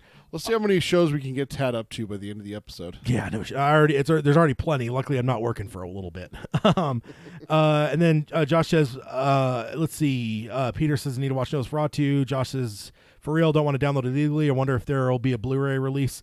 Is it available digitally in terms of like, I wonder like on Amazon if you could buy like Nosferatu season 1. It's entirely possible that you could. Because that's generally what I do when it comes to like, I mentioned earlier in the show, I'm watching the show Yellowstone, both seasons, Waco. I don't have cable for these shows, but I was able to buy them on Amazon for a very reasonable price. And, I was able to watch them the day after they air, and I still own them. So it's a pretty nice way to go. And I just don't know how well that would work with a show that's completed its season. I think in my mind, it would be the same price. They would just be selling you the season pass when it's completely done, I would think, but I don't know. I've never bought one except for real time. So there is that. Alan says Dan Torrance felt like Callahan so much in Dr. Sleep. It was neat to see the correlation with alcoholism and addiction in King's work. Absolutely. Yeah, I think they did a really good job across the board. I really love Dr. Sleep. Nosferatu available on Amazon Prime season 1, $25. Yeah, I was going to say it's usually pretty. I mean, I think the most I've ever seen a show listed for is around 30, 35. And like, depending on the show, like that's not that bad. Back in the day, I'm still in the mind frame where like I used to pay fucking $50 for a DVD season. So like, there's part of me when I'm seeing most of the shows now going for $30 to $40, like, it's not too bad. And yeah, if you drop lower. Yeah. And great. Josh, to clarify, so that is purchasing it on Amazon Prime. So you don't have to have Prime. No, you're basically just... You just need to have the app to be able to watch it. Yeah, you're just buying it from them the same as Right. you would from Vudu or iTunes or whoever else. Right. You could do it in probably any of your ecosystems. I think these season passes usually exist on most of them. I'm just an Amazon guy. I've got number of seasons of shows on Amazon, but there's people that'll have the same. My buddy Hayden, he's got everything on iTunes. Like same thing though. So whatever your ecosystem of choice is, it's probably on I there. just checked Vudu because that's my go-to. That's where I have my stuff. Is Vudu. I have all my it movies. Doesn't have anything. On I have there. all my movies. Vudu's more. If it's coming out, yeah, it's going to be on digital for them. It's not like the season pass because like what you're describing. I feel like it's a twinner of actual hard copies. Like right. So, yeah. Like right. down the road, if Nosferatu is coming out on Blu-ray, Vudu will have it when that Blu-ray comes out, or maybe shortly before. Whereas like Amazon, iTunes, Google Play as well is another one. They do the season passes. They'll do a season pass where if you buy the season pass, like say what's a show that just started now. I mean, Watchmen just ended, which wouldn't be on there anyway because they don't do HBO. But like let's just say Nosferatu started tonight. You can buy the season pass. Then tomorrow the first episode is going to be on your account. The new season of Brooklyn Nine-Nine comes out next month or the month after. You could buy the pass for that on Amazon, and then you just like Hulu watch it the next day. The episode the day after it airs, you could watch it on Amazon Prime. So that's the cool thing about that. I did not know that. I think I What? said this before, but you just reminded me. Mr. Mercedes is on Vudu. Oh yeah, okay, that's sweet. I still need to watch season 2. Season 2 is currently on sale for $17.99. I still need to watch season 2 for sure. So yeah, that's a lot of fun. And yeah, so there are options out there for people. I know that was a little bit of a tangent, but hopefully it helps some people, because if you're like me and you're a cord cutter, there's some really great shows that are happening on cable, and you want to watch them. There are legal ways to do it. And that's always interesting. good. What's that? Mark just threw out in the chat that in England it's called NOS for R2, not A2, R2. Huh. That's Interesting. interesting. Yeah. Josh says, "What's DTP without a tangent?" Yeah. I have a feeling that Disney might be talking to them in England, like, R2, you can't have those letters in your name. Well, in England, no, that's what he's saying. We own it's, R2. It's NOS for A2 in America. Yeah, Nosferatu. Yeah. NOS for R2 in England. Yeah. It's interesting. So they wouldn't be telling them that they can't do that if they're doing it in England. Well, no, I'm just saying, if they have R2, Disney's gonna be like, we own Star Wars. You can't use the 2 digits R and 2 simultaneously. That's copyright. Hey, they're gonna have to take it up with Sony then, because one of their buttons on their controllers is called R2. Yeah, yeah, they will be destroyed. Sony versus Disney coming 2020, the fight of the century. I don't think so. No, Disney would destroy them. Sony can't even get a fucking good Spider-Man movie, for God's sake. Hey, they just had it Into the Spider-Verse. Thank you. Okay, one, because they got freaking I'm blanking on their names now, but those filmmakers, like, okay, they hit one of all the decades now that they've had without Disney's help. They've got one. Okay. Okay, next up, this is an interesting one. Exclusive. FX developing a limited series based on Stephen King's Carrie. Another one? Yeah. Yeah, definitely interesting. Not what I was expecting. And a limited series? Carrie needs a limited series? Don't know. Huh. There is a twist to it here, though. So this is Jeff Snyder on Collider on December 20th, 2019. It says, following a successful partnership with Fargo, FX, and MGM Television, there's MGM again, are developing a limited series based on Stephen King's classic horror novel, Carrie. Collider has learned exclusively. Though it is still very early in the development process, there is no script yet. Sources say that this time around, the telekinetic teen Carrie White will likely be played by either a trans performer or an actress of color rather than a white woman, as in past adaptations. Or as in past adaptations. So that'd be kind of the change there. Okay. FX declined to comment, while the representatives for MGM TV did not immediately respond for a request for comment. Carrie's been adapted several times throughout, though never better than Brian De Palma's original 1976 version, starring Sissy Spacek, Piper Laurie, Amy Irving, and a very young John Travolta. The film spawned a 1999 sequel, Irving Sue Snell's returns, titled The Rage Carrie 2, which has been largely forgotten, which is a good thing. More recently, Kimberly Pierce has directed a 2013 adaptation starring Chloe Grace Moretz and Julianne Moore that fell somewhere in between on the spectrum. That's just one of reasons of many of the project. This project's potential casting twist is so interesting because it would bring something new to the Carrie table, which is definitely, that's at least they're doing something, because like it feels to me there's like things like Texas Chainsaw Massacre that has had like 5 reboots in the last like 20 years. Like they just keep rebooting. It's like, you guys can stop that now. Like, nobody cares anymore. At least they're like doing something. I mean, one, it's a different thing being on television. It's going to give them more of a long form approach to it, which means they're probably going to have to extend some things because Carrie's not overly a long book, as well as then obviously taking a different twist on things. Let's see. Mark says in the chat, Carrie, been done. Give us Joyland or Doomakey. And Doomakey is coming, isn't it? I don't remember. We have our list. We have our list coming up right after this article. We can see if it is on there. No, actually, I don't think it is. I think Doomakey is the one that was speculated for. That's what it was. Mike Flanagan. Yeah, that's what we were talking about with Mike Flanagan when we did the Dr. Sleep episode. Is what could he adapt? Because he says that when he met Stephen King, they talked about something else his being future adapted, project, and it was something that had never been adapted before. Yeah. So indeed. that was one that got thrown out there. So no, Mark, I was wrong. There is not a Doomakey adaptation in the work. Yeah. So then it says this last bit was interesting. It says, keep in mind, FX is one of the best track records in all of entertainment. So if they see an appeal of having tackling the story again through a modern, more inclusive, still terrifying lens, then I trust them completely. I have no idea who wrote the script or who is producing this version of Carrie, but if John Langriff says yes, he typically has a very good reason. And I guess I've never perceived that, but I don't know much about cable, so I'd have to look into like what FX has. But like in my day back a long time ago, which is not like this is like before the golden age of television. This is back probably before the Sopranos even, when I had cable heavily. I remember FX always feeling like just kind of a trashier, like whatever, like it never felt prestigious or anything. But obviously my remembrance of what 20 years ago what it looked like doesn't mean anything about today. But I find that really interesting, and I'll have to look into that. And if nothing else, it made me even more excited. Peek up a little bit. Yeah, it's like, okay, cool. Like if you're going to tell me that, I'm guessing you have a backing to say that. I haven't looked into it, but it's certainly interested in seeing it. Obviously, I don't know. I think that's overall, I think it's an interesting one. Because do you remember the 2013 one much? Yeah. Okay. I watched it with great, what was it?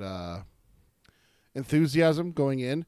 Because it was a modern telling, they modernized it. Yeah, because I remember how much did they modernize it? Because no, they put it in like 2012. Like, but what I'm wondering though is like there's part of me that thinks that like Carrie could really be a good story to really point out like bullying. And like, social media. Like, no. You know. Okay, you're picking my brain before I have a chance to say it. It's kind of creepy that you're doing this. Spoiler alert! Because I feel like even Carrie. since 2012, I feel like things have changed drastically in that realm of what kids put up with today. So it just makes me wonder if it's going to be a good way for them to kind of portray. Like, I mean, I watched like that show with on HBO with like kind of what they were saying is like what kids are putting up with today in their school, and it's just like it was an eye opener for a lot of older people. And it's like I want to maybe something like that has a taste of that to show like what does it look like now, and then maybe teach some kids a lesson on bullying and intolerance or whatever. So in the original Carrie, the girl that gets that does the prank that gets Carrie covered in blood. Yeah, that's retaliation for her getting suspended for the bathroom incident. Yeah, that's it. In the 2013 retelling, she records it with her cell phone and posts it while making like a montage making fun of her. Oh, okay. And like puts like I think she does like Photoshop and stuff like that and makes her look like ugly and stuff like that even more so. And her and her dad are in the principal's office and he's like, my daughter did no such thing. And he's like, really? Because her phone's right there. We could check real fast to see if the original video's there. Yeah. And he's like, all right, okay, go ahead, honey, show him your phone. And she's like, no. And so guilty. And so it actually, like you said, it stems from like a social media post more so than how they treated her in the locker room itself. But no, I see what you're saying. They could take it even one step further because bullying from 2012 to 2019 has definitely evolved. Yeah, and also if you're doing a limited series versus a show, that inciting incident of the movie could be something that is at the tail end of a long string of bullying done to Carrie earlier. You know, like it could be a more sustained thing to like show like the whole gist of it, not just like because you know, I mean, it's a movie, right? So you can only do so much, and I feel like the book is very compressed as well. Like it's a very quick, one of his first ones. Yeah, and it's a very quick telling. So it just makes me wonder, like with it being a limited series, like if you're going 6-7 hours, like how much more can you show to like to illuminate everything? Maybe, and all I can remember because I haven't watched that one since 2013 when it came out. I own it. I need to watch it again at some point, maybe. But the one thing I remember is Julianne Moore as Carrie's mom was creepy. Yes, that was she was a brilliant turn. As she's one of my favorites. I love Julianne Moore. So yeah, that's interesting. Good little thing. So we'll go ahead and throw up the list here. So films in development, The Dark Half is added, Jerusalem's Lot and Carrie added for mini/TV series. So that's where we're at. And I did finally delete the ones that have already come and gone. So the only thing we have dates for is The Outsider, which by the time we come back to podcast again, that will be out. At least episode 1. So that'll be so hopefully we're going to start seeing some dates here pretty soon. Like when you start looking at that, like none of them have dates pretty much at this point. So it's like 2020, some of these things are the cookie crumbles. Some of these are going to fall in 2020. We got to start seeing dates pretty soon. So it'll be interesting to see. Okay, so then I got a couple odds and ends. Natalie Martinez, I actually don't have a picture, unfortunately, joins CBS All Access The Stand. This is just a blurb, and it doesn't give us a role, so I don't know. She's a younger actor. I don't know who she might be playing. It gives nothing. Okay. Like, it was just kind of in the midst of like this whole conglomerate of random shit that they were posting. So figured I'd at least mention it, though, and then we'll cover it more heavily when we maybe get a role reveal of who she is. We'll get into her a little bit more in terms of who she's playing and what we think of it or whatever. But that was worth mentioning. Last episode, I mentioned a Simpsons reference to Mr. King, to Cy King. And I actually went on Disney Plus, and even though I have the DVDs, I could have easily pulled it off my hard drive or one of my DVDs because I rip everything. Not everything, but I rip a lot of TV shows so I can, connect my computer to my TV and just like watch whatever show, like without changing discs and things like that. So I could have easily done that before, but Disney Plus just suddenly was at the top of my brain. I'm like, I could just pull it up and watch that scene again. And I was recorded and I was actually going to play it on here, but then there's part of me that's like, the way YouTube works, it'll probably get this pulled down. So I just grabbed the overall, like what would you call it? Like the quote in text form. Yeah. So I'll just read it because I didn't have all the joke solidified in my head. But it's they're at like a book convention, it's like a outdoors thing, and they moves over and Marge sees Stephen King at a table, and you could see like Carrie, The Shining, and Cujo on the table. There's one other book, but once it gets close up enough to see, you can't see that one in frame. Now we're spinning. Let's see. Are we having issues here? I'm seeing green. Oh, no, I'm spinning. Seeing green on both of my things. Okay. I stopped spinning. Yeah. All right. Just momentary thing there. So then Marge walks up and says, "So, Mr. King, what tale of horror in the macabre?" Which she says macabre, not the macabre. So that's her, not me, mispronouncing it. "Are you working on now?" Stephen King. "Oh, I don't feel like writing horror right now." Marge. "Oh, that's too bad." Stephen King. "I'm working on a biography of Benjamin Franklin. He's a fascinating man. He discovered electricity and used it to torture small animals and Green Mountain men. And that key tied to the end of the kite, it opened the gates of hell." And like at that moment, like thunder rattles and it's the whole time the clouds had built up behind him and made it look all dark and ominous. Yeah. And then Marge says, "Well, let me know when you get back to writing or back to horror." And King, "Will do." And then he pulls up a little notepad and writes, call Marge re-horror, like in response to horror. So that's the joke that I referenced last time that I didn't have fully solidified in my head. I knew that he like started talking about something that wasn't horror and it just turned into horror. But it didn't, I didn't have it solidified in my head. Josh has a question that would be better suited for you than me. Oh, yeah. That was, I don't even know. There's so many news things out there now that are like the fake news, like, and not like in a bad way, but like the comedic, like basically the Onion, but actually funny. The spoof.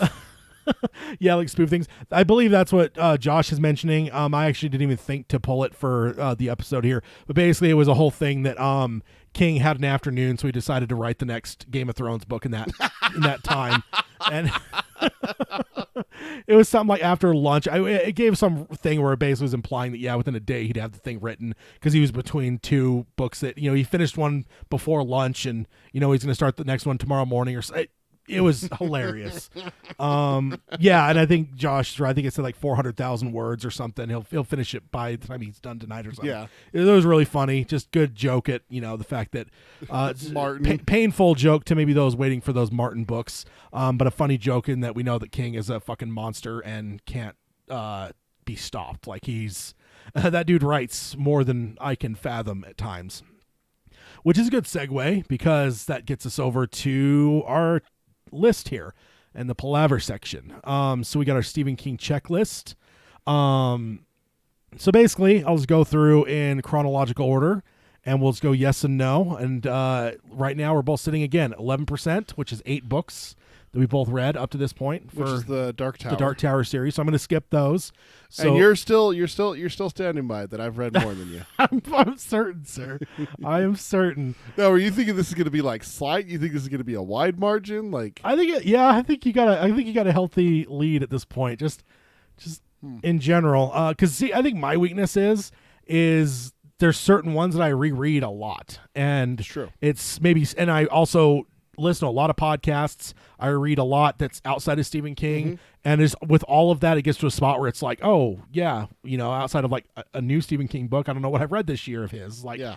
I mean, I did, I'm in the middle of a Dark Tower reread, but like, again, Dark Tower reread, Yearly Stand reread, like sometimes I'll throw in The Shining to read. Like, that's what happens to me a lot. And I feel like you've done a lot more, like Branching out. Yeah, branching out. You spread your legs in the pool a little bit more, I think. So we'll see. I've traveled to many different levels of the tower. Yeah, I do believe you have me beat. So we'll see. You got me like thinking now. Yeah, we'll see here. So, Carrie. Yes. Yeah, and I think that's a yes for me. I mean, I know that's a yes for me. Did an Unfound Door on that one. Salem's Lot. Yes. All right. It's the very first one I ever read, thanks to you. Yeah, that's right. I also have an Unfound Door on. The Shining. Yes. Again, I mentioned that's actually one of the ones I go back and reread. I think I've reread that one probably more than anything except for The Stand and Dark Tower. Like, it's probably right up there in the next thing is The Shining, because it's just fucking brilliant book. Yeah, I mean, it really is a good book. Rage. No. That's the one that's not really available, so that one's tough. Night Shift. And it's a no for me on Rage as well. Or is Night Shift, that's not a collection of short stories? We're doing those? No, I think it is. Yeah, this is just what Shit. King has listed as his novels, which includes collections of short stories. If he just does like a novella and it's just a singular thing, that doesn't count. But if it's like a collection, it counts because they count that as a novel. Don't know I why. only looked at his novels to refresh my memory. I didn't look at the collection of stories. I know I've read one. I don't remember which one. Okay, I would wonder if was it the one with Shawshank? Yeah, people. That's the different one. No. That's not App Pupil. I read Shawshank and no. Okay, so never mind. We're not going to put that on the list because I think I only read the ones that I remembered. So I think I read like The Mist. It was after the movie came out. I purposely went and found the collection that had The Mist in it. Okay. But I think I only read The Mist. I didn't finish the whole thing. And it's still sitting on my shelf at home. Maybe what I should do is I should have added is like a little thing in parentheses here for these short stories, which ones they include. But I have not. I don't believe I've read the Night Shift as well. So The Stand. Yes, I think for me obviously as well. So right now we're still matched here. The Long Walk. Yes. So there's where you get the lead. The Dead Zone. Yes. Okay, you had to stop and think there. I had to stop because remember earlier. That's I know. For the dark half. That's why I'm laughing because you confused yourself. So I have not read that one either. I won't even ask. I'll say no for this one. But Firestarter, I know you've read that one. God, I love that book. Road Work. We mentioned that recently because it's getting an adaptation. That's a Bachman book. Hold on. I think I've read this one. I think that's the one that's set in Nevada, isn't it? It's the one where the guy kind of goes crazy against Town Hall. We read it. We read a thing about it within the last couple months because they're doing an adaptation about it. It's kind of a more obscure work, I think. I think it even mentioned that. No, I did not. Okay, so that's a no for me as well. Yeah. Dan's Macabre. No. Okay, neither. Me neither. Cujo. Yes. Okay, yeah, me too. That was one of my earlier ones because that movie terrified me as a child. Also, you're named after that character. I don't care what your mom says. The Running Man. Nope. Okay, no for me as well. So you got a couple. You got three lead on me. Skipping the Gunslinger. Different Seasons, which is your Apt Pupil, The Body, Rita Hayworth in The Shawshank Redemption. No. Okay, so that one I did. I think Mark put it in the chat. The one that I'm thinking of is Skeleton Crew, and that sounds very familiar. Okay. I'd have to see a list. Let me look that up real fast before continue. Okay. Christine. Yes. Okay. That is yes for me as well. So 2-point lead at this point. Cycle of the Werewolf or Cycle of a Werewolf. No. Okay, that's a no for me as well. Pet Cemetery. Yes. I think we both read that at least leading up for the movie, right? Mhm. I mean, I don't know if you'd read it before, but Yeah. I know that we both because you sold me on jumping into the Audible side for that one because it was The guy that plays did Dexter. Yeah. The Eye of the Dragon. No. No for me as well, unfortunately, even though Mr. Randy Flagg, the good man, is in that one. The Talisman. Yes. Okay, that's one more for you there. Thinner. I think that's a Bachman one as well.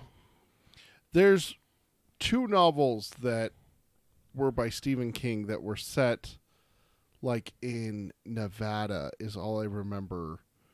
And there was like a sheriff that was it was weird. I'm starting to question now if it was him or if it was maybe that was a Dean Koontz novel. Because I was big into Dean Koontz before you showed me the light that is Stephen King. So I'm going to say no. Okay. Same here on that one. Skeleton Crew.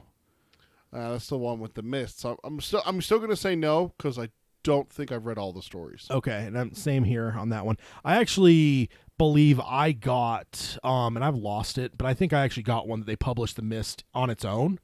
And it's actually funny because I was at a restaurant about a month ago, and I saw one of the people that worked there was on break, and she was at one of the tables, and I noticed that she was reading a King book. I'm like, wow. And as I was like going through like the line, getting my stuff made, I was like trying to eyeball what the book was, and eventually I got it. It was The Mist, so she had same, not the exact same version that I had, but I had one that they kind of, I don't know if you've ever seen those, but they'll kind of just cordon off just this one short story. It. Yes. I think that's a given. Yeah. There's a few givens. I was just like, I'm not going to mark them because like I'm just going to mark Dark Tower, even though I know there's some that obviously. Next up, Misery. Yes. Okay, yes for me as well. The Tommyknockers. Yes. Okay, so that's point for you there because that not for me. The Dark Half, which is the one we just mentioned. No, so no for me as well. 4 Past Midnight. No.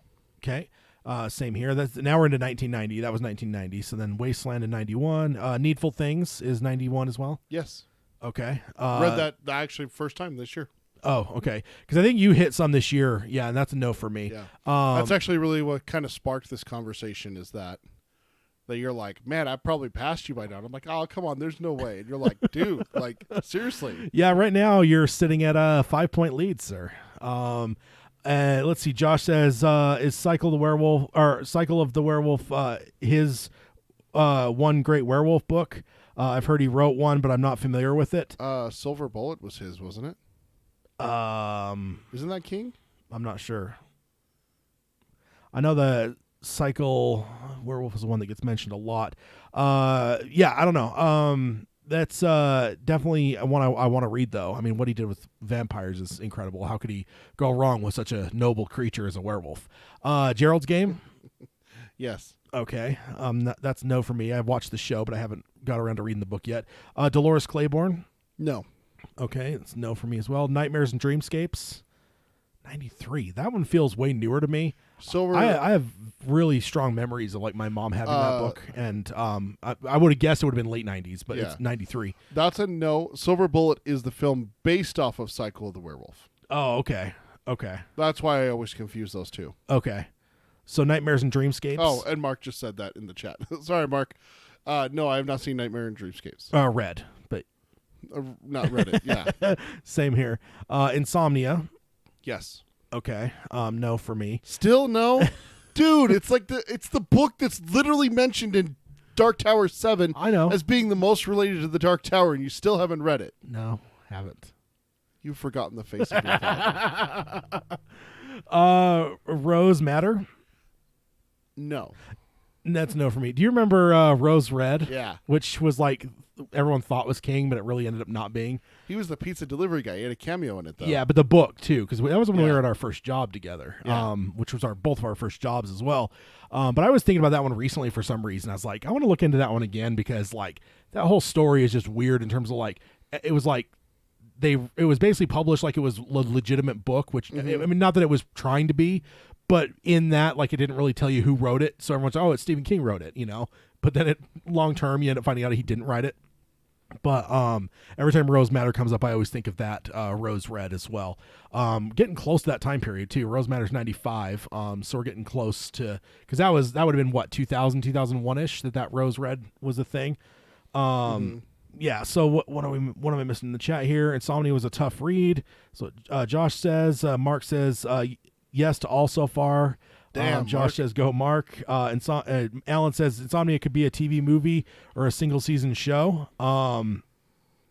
Yeah, I mean, I know there's the Al Pacino movie, Insomnia. Which is not, I know yeah. it's not, but I'm an Al Pacino fan, so I'm definitely familiar with that. But next up, The Green Mile. No? Okay, that one is one I actually have. That was one of my first dabbles into like thick King books in terms of like, because that one's a weighty one. Yeah. It's not necessarily the biggest, but No. it's in the heavier realm. Because I remember the movie, I fell in love with it when it came out, and I remember just like even more so than like the mini series of The Stand and Yeah. it had already happened, obviously, but neither of those necessarily pushed me into like I want to read those. It was more just like that was really cool. But Green Mile like hit me in a different way where I was like, yeah, I want to read that, and so I got that one, but not in a long time. But yeah, that was a good one. Desperation. That's the one. I looked it up. That's the one I was thinking of. Yes, I have read that. Okay. A long time ago, but I remember as soon as I saw it. Yeah, it's the one that I read. It's set in Nevada. It's really fucked up. Yeah. Yeah. Okay, so that was no for me on that one. The Regulators. I think that's the sequel to that, and I have not read that. Oh, maybe that. Okay. No, I have a couple I have bolded, and I don't know why the fuck I bolded them. Like, and I was thinking maybe it's sequels, but no, because like The Long Walk, Road Work, Running Man, maybe It's Bachman. Okay, Those are Bachman books. Okay, I didn't put a note for myself, so I was just like, what in God's name? Why did I bold some of these fucking things? So no on that one. Regulators, you said? No. Okay, no as well. So then Wizard and Glass, we're skipping. Bag of Bones, 98. Yes. Because Okay. that got an adaptation with Pierce Brosnan playing the main character. Oh yeah. Okay. Interesting. Yeah, I haven't. And I've watched the movie too. No on that one. Yeah. Yeah. One of these days we'll have to do this for movies as well. Maybe they're like. Oh, you'll definitely have me on movies. You grew up on horror movies, and these are King novels, for God's sake. Yeah, that's true. Although for fuck's sake. some of them are more horrible or horror in terms of how bad they are, how scary they are. But now we're into the 1999. The Girl Who Loved Tom Gordon. No. Okay, ditto on that one. Hearts in Atlantis. No. Okay, same here, which is another Dark Tower related one, obviously. Storm of the Century. No. Okay, same here. That one is one that I've watched the show or the series or whatever. It was a movie first, wasn't it? I thought it was a mini series, but I could be mistaken on that. No, there was a movie that they made. Yeah, I don't know. I know it was It's the same name, so I don't know if it's actually Ed about- Harris. I think Ed Harris is in it. So On Writing, memoir of the craft. Nope. Okay, that one I have read, and I highly recommend that one to anyone. That's a really good book. It's slightly autobiographical, like he kind of tells his story, but then it kind of transitions into basically kind of a how-to on writing and stuff. And I just feel like, God, even if you're not going to pursue writing in any way, I just feel like it's a worthy read. It's fascinating to get into the mind of King. Yeah, just to kind of know, like, gives you an insight into him, both from his story and then also like his advice on writing. Kind of maybe paints a picture for you on the other side of that page, right? When you're reading a page, like you'll kind of see maybe a vision of what it was probably like when he was writing it. And it's interesting to me. Next up, Dreamcatcher. Yes. Okay, that one's a no for me. I actually didn't even see the movie. I remember my parents went and saw it when it came out. I saw the movie. And my mom had watched or had Yeah. read it because I remember my dad was just like, that movie made no fucking sense. It was total dog shit. My mom's like, oh no, it made total sense, and like so it's like, oh, so you kind of had to read it to maybe fully understand and grasp it. But It had one of the actors that was in Band of Brothers, yeah. That's still like when I see Dreamcatcher, instantly I think of I just blanked on his name, Donnie Wahlberg. Damian Lewis.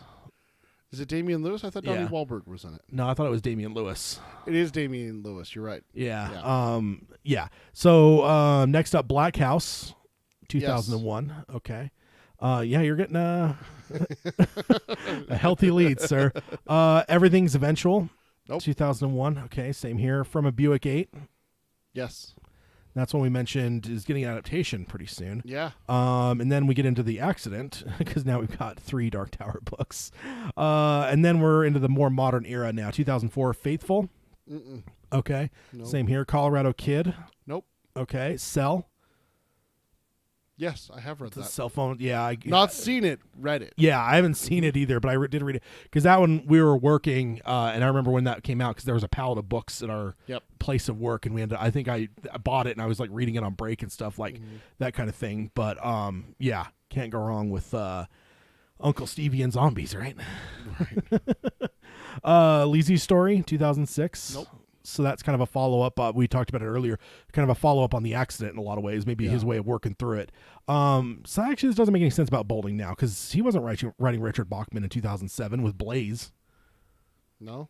So I don't know why. Yeah, maybe I think the rest are Bachman, so maybe that was a mistake on this one. But Blaze, okay, me neither. Doom McKee, 2008. Nope, it's on my list for Audible. Yeah, I have it on my. I had put it on my wish list after. I think it was it Chris from Australia that mentioned that might be the one that he's doing. I think Mark. Or is it Mark? Is a big fan of that one, because he's already mentioned it once today too as well. I just remember when we were having that discussion about that article where Flanagan's like, "Yeah, I've talked to King. We got something in the works or whatever," and I actually added it to my wish list as well. I just need to go through and figure out how to go about it here. Next up, Just After Sunset, 2008. Nope. Okay, same here. Under the Dome. Yep. Yeah, it's kind of interesting how it feels like in some cases we've kind of spurred each other on in some of these newer ones where like whether I read it first, you read it first, and we tell each other we got to read it. Under the Dome was definitely you first. Because I feel like Cell, I think we was probably us connected. Under the Dome, I mean, we were friends by this point, so I just feel like and because we're since The Accident, we're pretty much spot on terms of hits and misses. Like we're pretty much lined up. Blockade Billy, 2010. No. Okay, same here. Full Dark, No Stars, 2010. Nope. Okay, 11/22/63. Hell yeah. Yeah. One of the longest, and actually I've actually read that one, God, maybe twice. So I think I've read it 3 times total. Like it's a good one, man. I think I've read it 5 times. It's so fucking good. Love that book. It's just it plays into 2 of the things that I love the most: is King universe, and history. Yeah. So, and for me, JFK has always been a fascination. So, got any shenanigans in the chat that I've they're just kind of following along with like what we're saying. Okay. So, too much to read because they're going off of like someone asked what the story was for what it was called for Stand By Me, like what the story was called, stuff like that. Okay. So. Yeah. Josh is leaving though. We got to call that out. Bye, okay. Josh. See you, Josh. Thanks for joining us. Yeah. Mark says 11/26/3 is probably my number 2 of all. I think we were at one point we were talking about doing our top list for King books. I think. I don't know if we've ever followed through on that. I don't think we ever did. I feel like no. We did books, didn't we? Yeah, we just did top 10 books, didn't we? Did we? Or did we do adaptations? No, we did the adaptations. That was the big one that we did with so now we need to do books with the listeners and stuff. I had it flopped in my head. because like 11/22/63 is very high on my list as well, Mark, and that's why one of those ones like I feel like I still kind of have it in my head, like that card in your back pocket, where it's just like I know that it might surprise some people how high it is for me, but I swear we did top 10 books. Yeah, I'm not sure. I'm not. I remember the adaptations. I'm trying to remember what other lists we've done. Yeah, I don't know, but maybe we have. Next up, Joyland, 2013. No. Okay, same here. The Dark Man, 2013. No.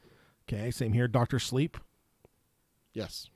Yep, me too. Mr. Mercedes. Yes. Yep. Revival. No. Okay, same here. Finders Keepers. Yes. The Bazaar of Bad Dreams. No. Okay. End of Watch. Yes. Okay. So yeah, we're lining up on these recent ones, man. It's like uncanny. Sleeping Beauties. No. Okay. Again, it's lining up. Wait, Sleeping Beauties is Steven? Yeah, it's him with Owen. He and Owen together. I thought it was Owen with Steven. Huh. No, it's like because I feel like he. I can't remember which one he did with his other kid. But yeah, there's that one. The Outsider. Yes. Yep, and then The Institute, which we've done episodes on. Well, no, we haven't done an episode on The Outsider, have we? No, we did. Not The Outsider, but The Institute we did. We didn't we for The Outsider? No, we wanted to, but I read it too fast. and you hadn't read it, so we held off on doing it. Okay, but we did have it planned at one point. Yes. Okay, all right. So yeah, that comes out. Healthy lead for you, sir. You have 39. You've read 53% of his books. I'm over 50%. Holy shit! 53%. I've got 29 books, which is 39%. So holy shit, that is quite a difference. You got a 10-book lead, sir. Damn. Because again, I feel like the last couple of years you've just been kind of like going after them, and like me, I've just been kind of like living in the same old worlds. Which I don't know. And then again, I know I have. Oh, you have so many more. You have so many more things that you dabble in. I feel like I me. get into podcasting way more than you do. I feel like and I feel like I divert you from King more than non-King Audible. Like I feel like you've got some stuff you definitely probably do outside of King, but I feel like more often than not, I'm like, hey, you need to read this book. No, you need to read this book. It's actually much worse than that. My King of Day shit is getting pretty bad. Literally, the only books outside of King that I have on my Audible, aside from one, which is my favorite Dean Koontz book, one from the fans that suggested it. Yeah.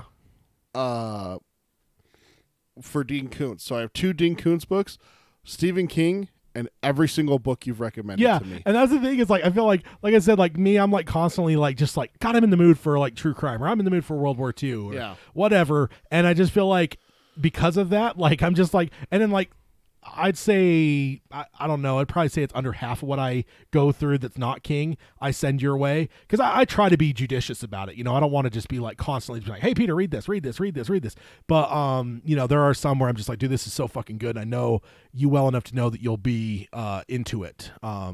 But yeah, I feel like that's definitely more of my habits. And I'm not going to full on commit to like restarting going through all of his stuff. I do want to do it still, but I don't want to make any promises because I don't know what 2020 is going to look like for me so far. But I do want to maybe make more of a concerted effort. And I think we will with having the episodes that we're talking about having with like Unfound Doors a little bit more regularly. And how many King books have I read? 39. 30 of those are in my Audible. Yeah. That just tells you like where I'm at for Audible. Yeah. But for Audible, I'm going through him looking, okay, of the non-Stephen King, because you got me into Stephen King, so you get credit for all 30 of those. Okay, so let's just basically say that if it wasn't for me, you probably almost wouldn't have an Audible.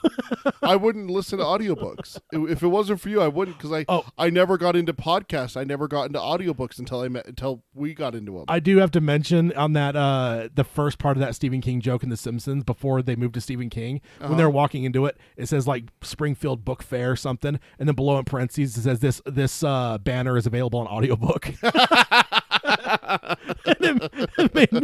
That made me laugh. That made me laugh a lot. I take it back. There's actually, I think, 3 in here that are not from you. Not suggested by you. But again, I feel like that's why I was easily able to say, like, I think you've got me beat, because like as time's gone by, there's just been like the last 2 years, I would say, you just been like, oh yeah, I just started reading this. Oh, I just finished this, and I'm just like, Jesus, it's like in my head, like just having a rough tally. Like, you're going into all these books I haven't read, so it's like, to me, it was a no-brainer that we talked about this before. It really came down to the jobs that I've had over the last couple of years, and their commute is a lot longer. The commute was a little bit longer. Mine's like 10 minutes, but also I don't have at my last job and at this job, I don't have someone to share breaks and lunches with. Like, it was a little bit different when we worked together, because it would be me and you would go get food, or I would go grab food, come back, and eat in the office with you. Yeah.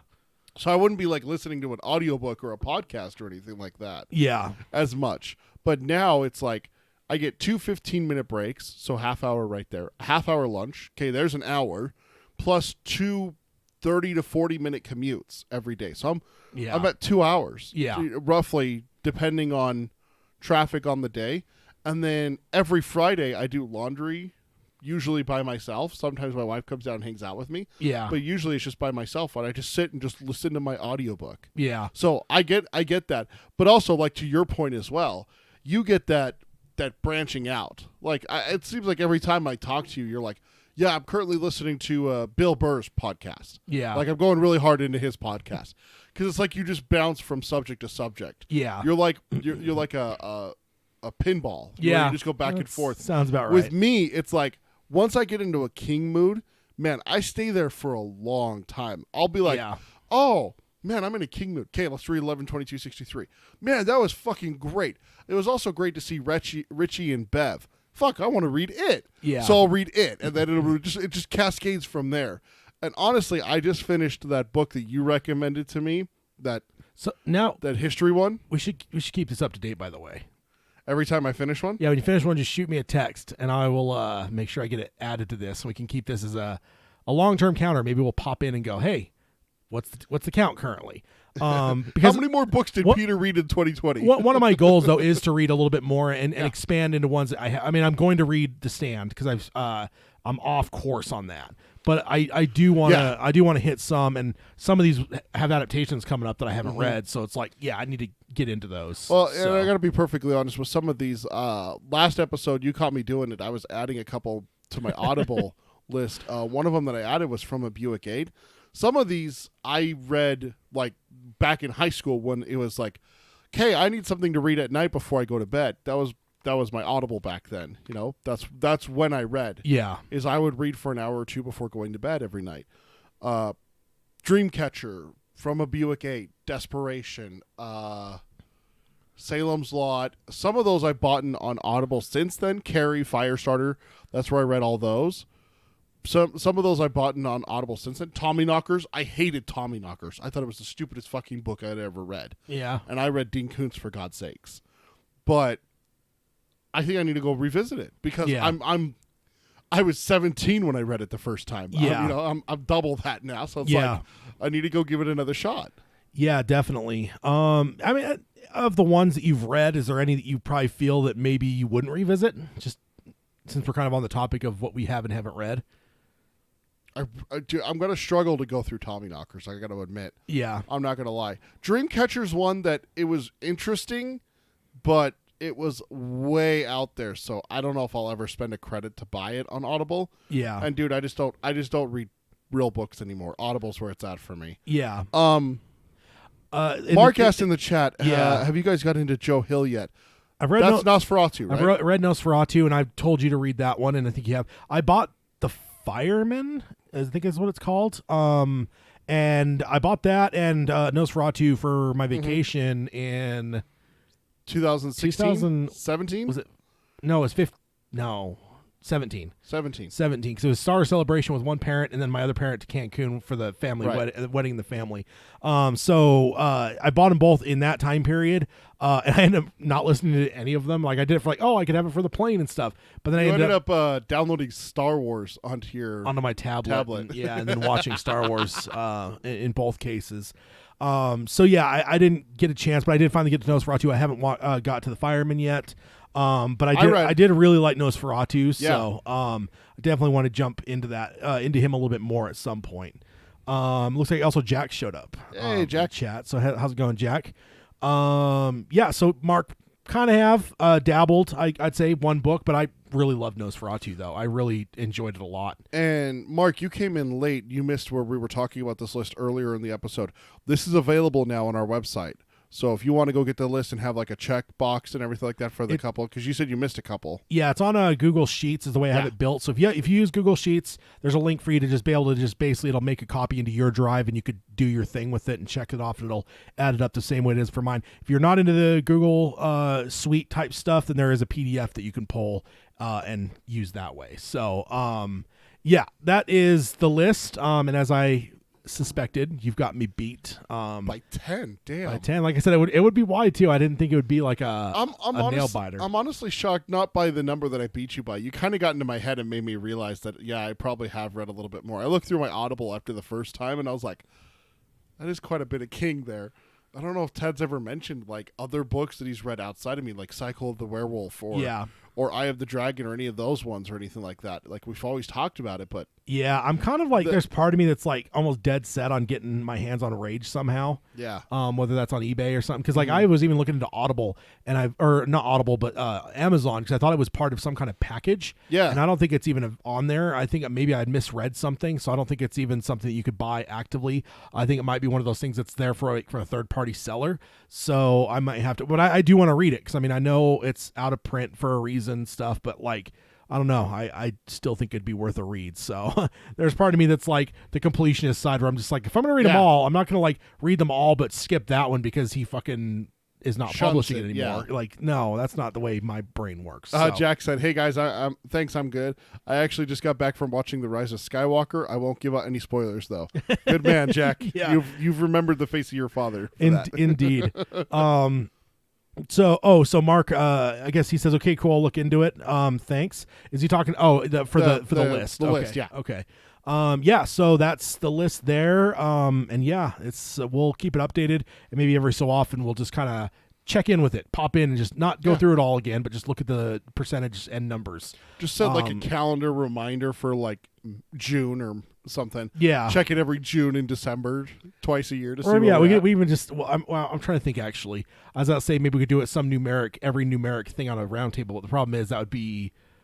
I don't know how many roundtables go through a year, but it might not be enough of a check-in, I suppose. Like, that's what I was saying, just like if two we said times a year. Yeah, if we said like check-in on episode 93, I just don't know when that would fall with book clubs and stuff. So especially since we don't plan that far ahead. Yeah. I mean, you saw our calendar earlier. We got 2 episodes planned after this. That's it. we pretty much. And I only did that February episode because I wanted to show when the book clubs are coming back because it has been a minute since we've done that. I can't wait to jump back into the text.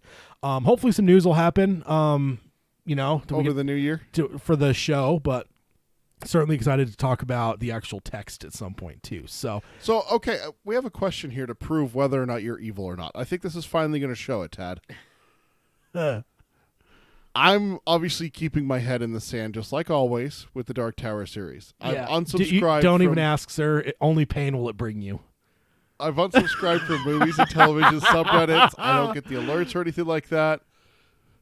I know if something happens over this long winter break, are you going to tell me? Or are you going to make me wait till the 18th to show me? I think the 18th would be a good day for you in that case. Hashtag Tad is terrible.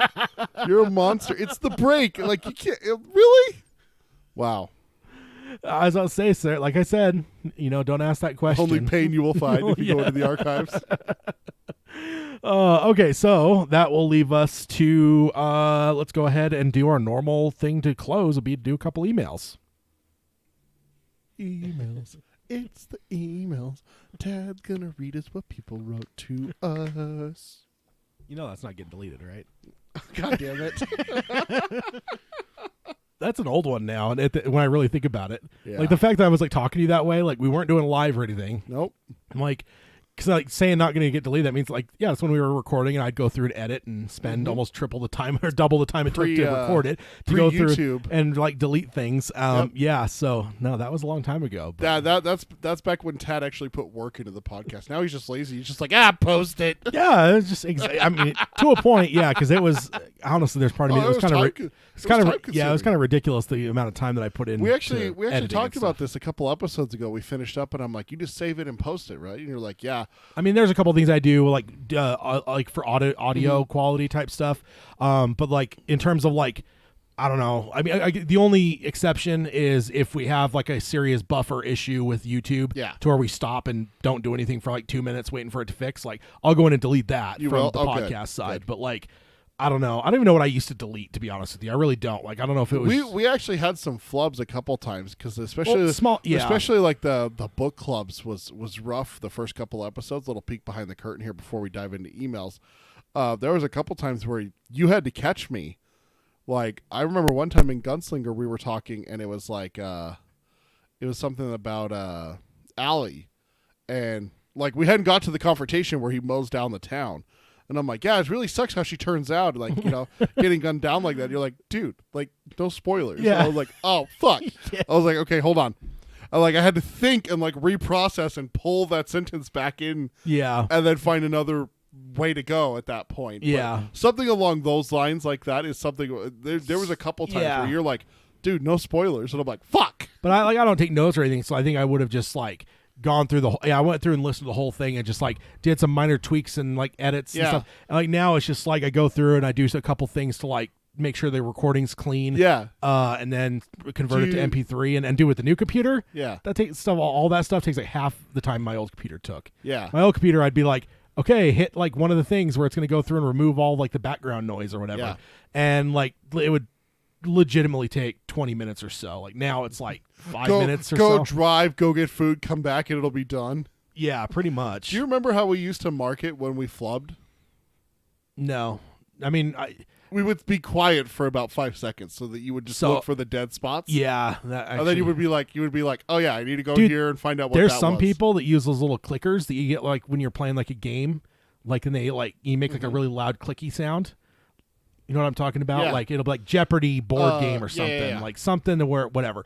Like people use those because then it like will spike the audio because you have this loud click near the microphone. So I mean, again, I don't do that because I figure at this point now we're doing live. Like you guys are here, like the live, like the live people are hearing it, and I don't know. I feel like we take it more serious maybe now that it's live. Like I feel like when you can go through and like, oh, let me re-say that again, like you do. But when it's live and it's whatever you say is out there, like.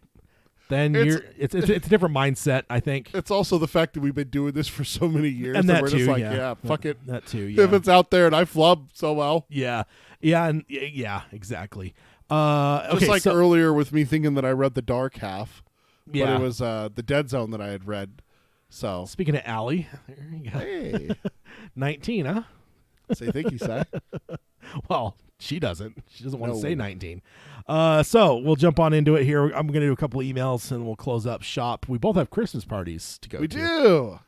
for family stuff. You know, it's funny for me. I didn't find out about mine until like last night, Oh, seriously? like 9:00. They were trying to plan like the whole day today to be like, yeah, we're gonna go because we got the aquarium here. Like, yeah, we're gonna go to the aquarium, then we're gonna come back to the house and have dinner and do gifts and stuff like that. 'Cause my sister lives hours away from here and she's in town this weekend, so we were gonna do it now so she could have Christmas at home.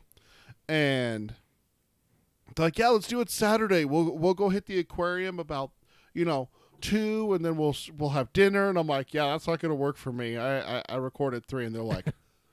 Oh, like my family knows that I record this. It's not a secret or anything like that. They're like, oh, okay, well, we'll figure something out. I'm like, sorry, guys, got to record. Yeah. So, Yeah, it's I don't know. It's the same with me. There was something that got brought.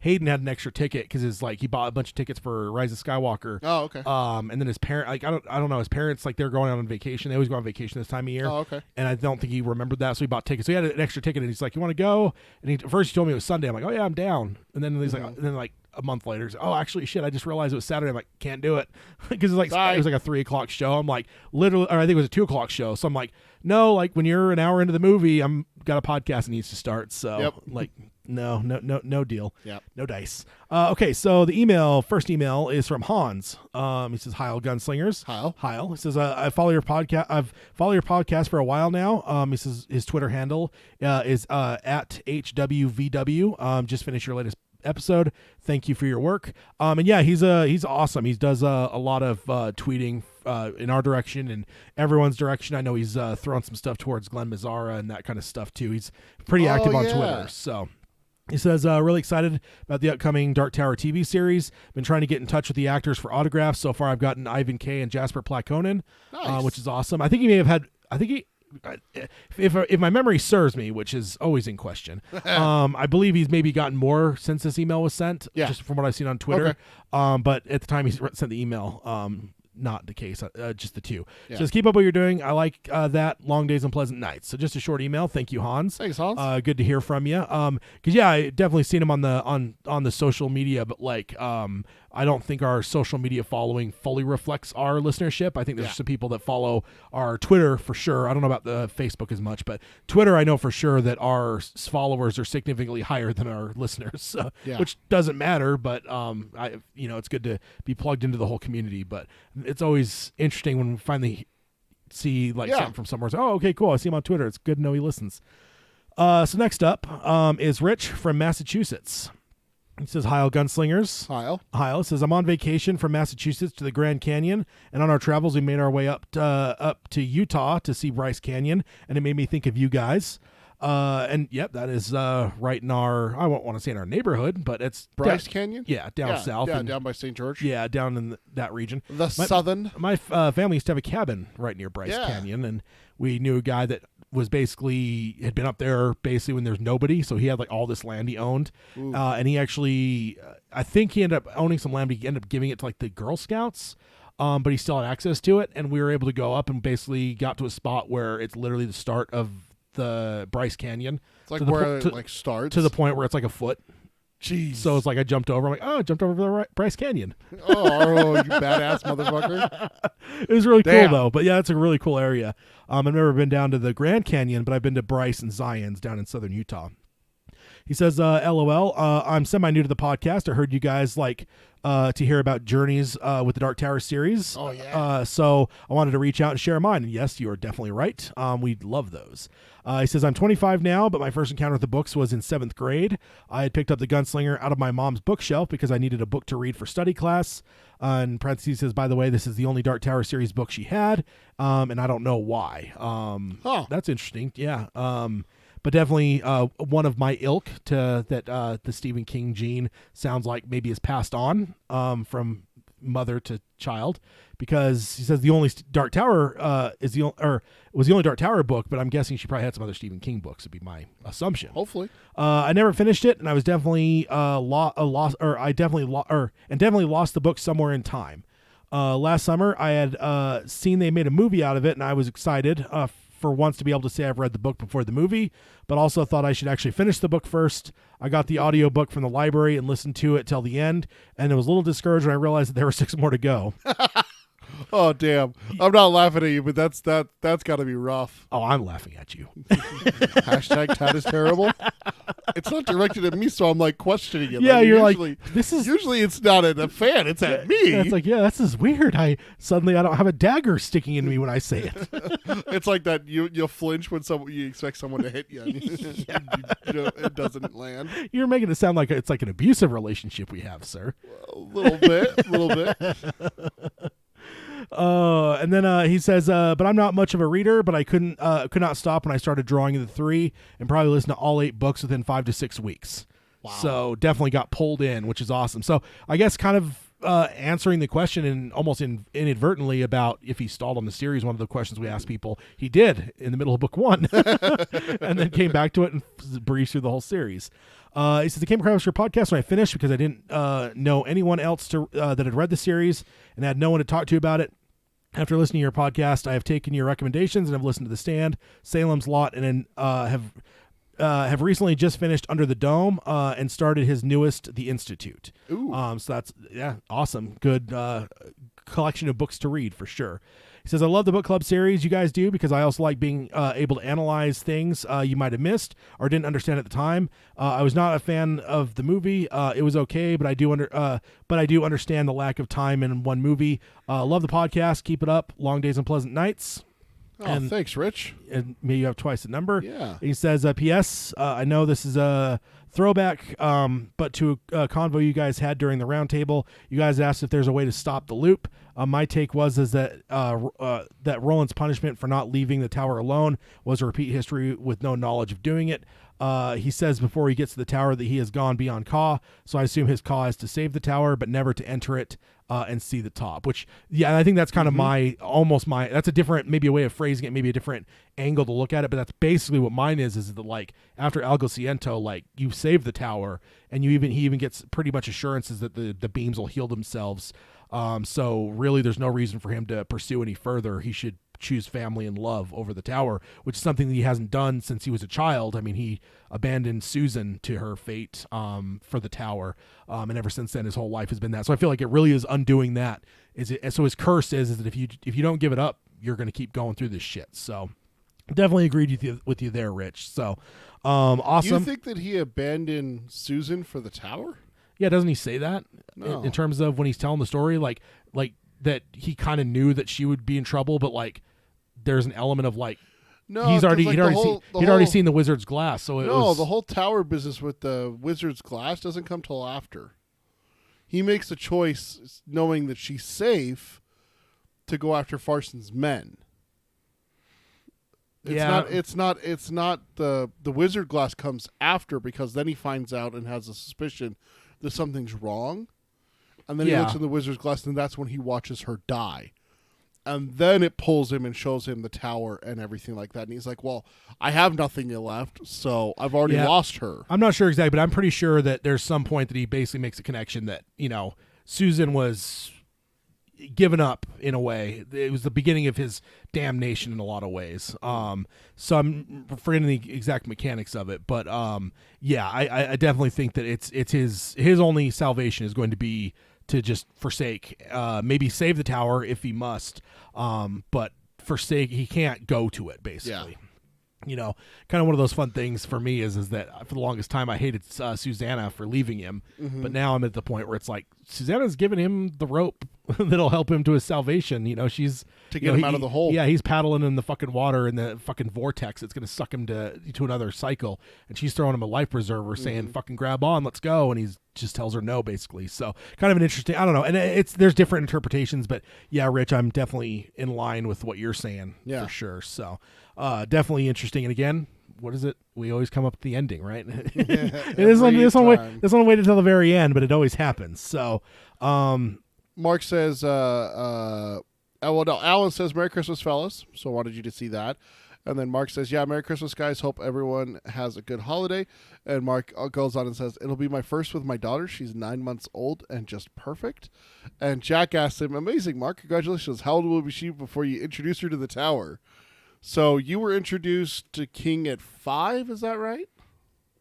No, horror movies at 5. 5, yeah. Yeah. I don't remember when. I mean, it would have been in short order, like going to like Hollywood Video and stuff. Like The Shining is one that's been in my life for a very long time. Yeah. So I want to say that was probably one of the earliest, but Kubrick more Right. than King. But it is still King. But For sure. yeah, pretty And then, young. Mark says, thanks, Jack. I've quoted the tower to her many times, so hopefully it'll stick. Haha. And Jack says, nice. I think when I have a kid, it'll end up singing the Chusset, Chisset, Chasset song. Yeah. Well, hey, I think that they don't have to be that old before Charlie the Choo Choo can be. You got a read point. To them. You got a point. It's a good children's story there, and I believe it's still on Amazon. I think It is. I actually was looking at my wish list the other day. It's every still once in a on there. while. Do you ever get recommendations of shit you've already bought? That doesn't happen to me a lot. They're usually really good about that. Not, but every once in a great while they'll recommend me something. I'll be like, I fucking own that. And sometimes it's a movie, so I have to click on it to go like, do I not fucking own that? And I start freaking out. Then I click on it and go, you bought this on, and it gives me the damn like, why the fuck are you recommending it to me then, you bastards? And they did that to me over the last like month and a half. I saw Charlie the Choo Choo as a recommended. I'm Oh, like, really? I'm like, I know I bought 2 fucking copies of that, so fuck you. I know I own that already. I don't need any more of that. Yeah. But so yeah, Amazon does that. Not very often. I feel like it's just like maybe their algorithm just tweaking a little bit and throwing me the wrong thing because whatever. But yeah, it's that came up recently. But that's a good one for the old youngins there. But yeah, congrats on the baby. I think you've mentioned her before, and it definitely should be fun to celebrate Christmas for the first time. And yeah, everyone, as we close out the show here for the 2019, the year of the Dixie Pig, and the year of King, coming to a close. So next year, as we mentioned earlier in this episode, there's a number of things coming out, so still be strong. It's not like King is going away. We'll get a new book. We'll get a bunch of adaptations. A lot of adaptations in the works. Yeah. But yeah, as we close out the year, just whatever holiday you celebrate, whether it's Christmas or Hanukkah or whatever, enjoy it. And New Year's, have a good New Year's, and we will see you guys again in January 18th. Okay, so yeah, so have a good first part of the year as well. What is today? The shortest day of the year, isn't it? This is it. Winter solstice written tonight. So enjoy your nice short day. Well, unless you're in the southern hemisphere, then it's the longest. Yeah. So all the folks down in Australia, we got a lot of fans couple listeners down there. So I'm sorry, I had to. Every time I say those words, it just slips out. I wonder like how annoying it is. Like I know wholeheartedly that when I say it, I'm annoying because I have a horrible Australian accent.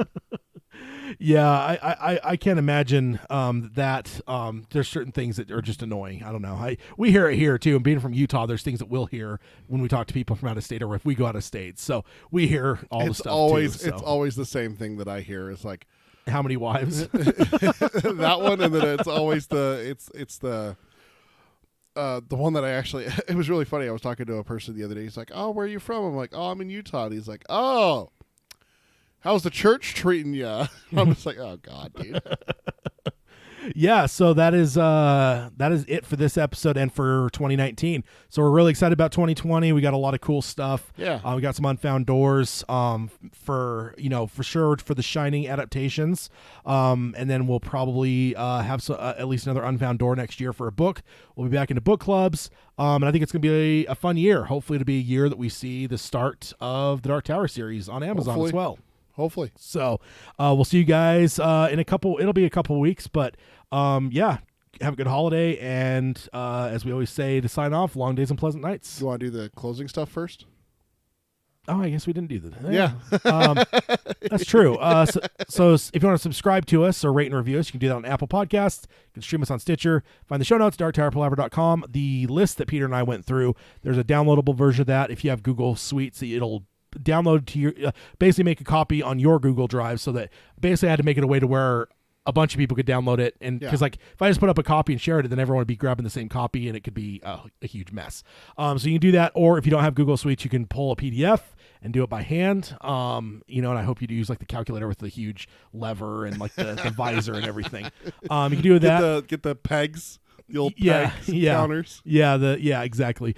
So yeah, if you guys going forward too, if you guys want to go through that list and give us your guys' number of books read and percentage, we'd love to hear that. Whether it's on, if you want to share it on the show, probably email. If it's part of an email, that'd be easiest. If you want to shoot them on social media as well, go ahead. But I can't promise you that I would be able to like gather all those things and bring them to the show and mention them all. But yeah, go ahead and use that and find that at darktowerpalaver.com, as well as the show notes with all the articles we covered today. And if you want to contact us, Peter can tell you about that. Best way to reach us, like Tad said, is email us, darktowerpalaver@gmail.com. Also, he said facebook.com/darktowerpalaver. And our Twitter is @darktowerpod. And also now, starting just recently, we're on Instagram. It's Dark Tower Palaver on Instagram. Search for that there. And then also we stream our shows live. It's youtube.com/darktowerpalaver. You can also go back and check out old roundtables, but not book clubs. We do stream those live, but they don't stay up due to copyright. Indeed. And now we'll say, as we always do, long days and pleasant nights. Long days and pleasant nights, folks. Happy holidays. Indeed.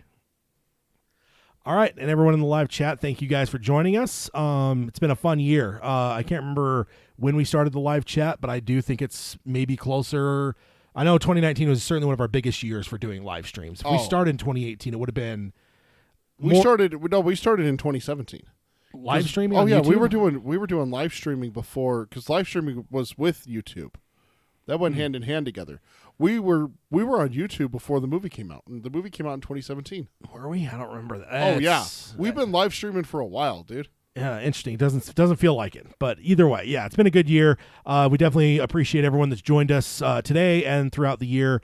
So yeah, we will be back on the 18th, normal time. If there's any change to that, we'll let you know about time, but the date should be pretty consistent and pretty stable. So see you then. And thank you guys. Have a good holiday, New Year.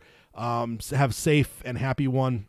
And Be safe. Yeah, we will see you guys in a number of weeks now, and we'll be back for big 2020. It'll be a fun year, I think. Yeah. I think it's going to be. I don't know. There's part of me that wonders. I've thought about it already when you asked me that question about being terrible, because I did think about that. I'm like, dude, in our break, what if they fucking give the green light?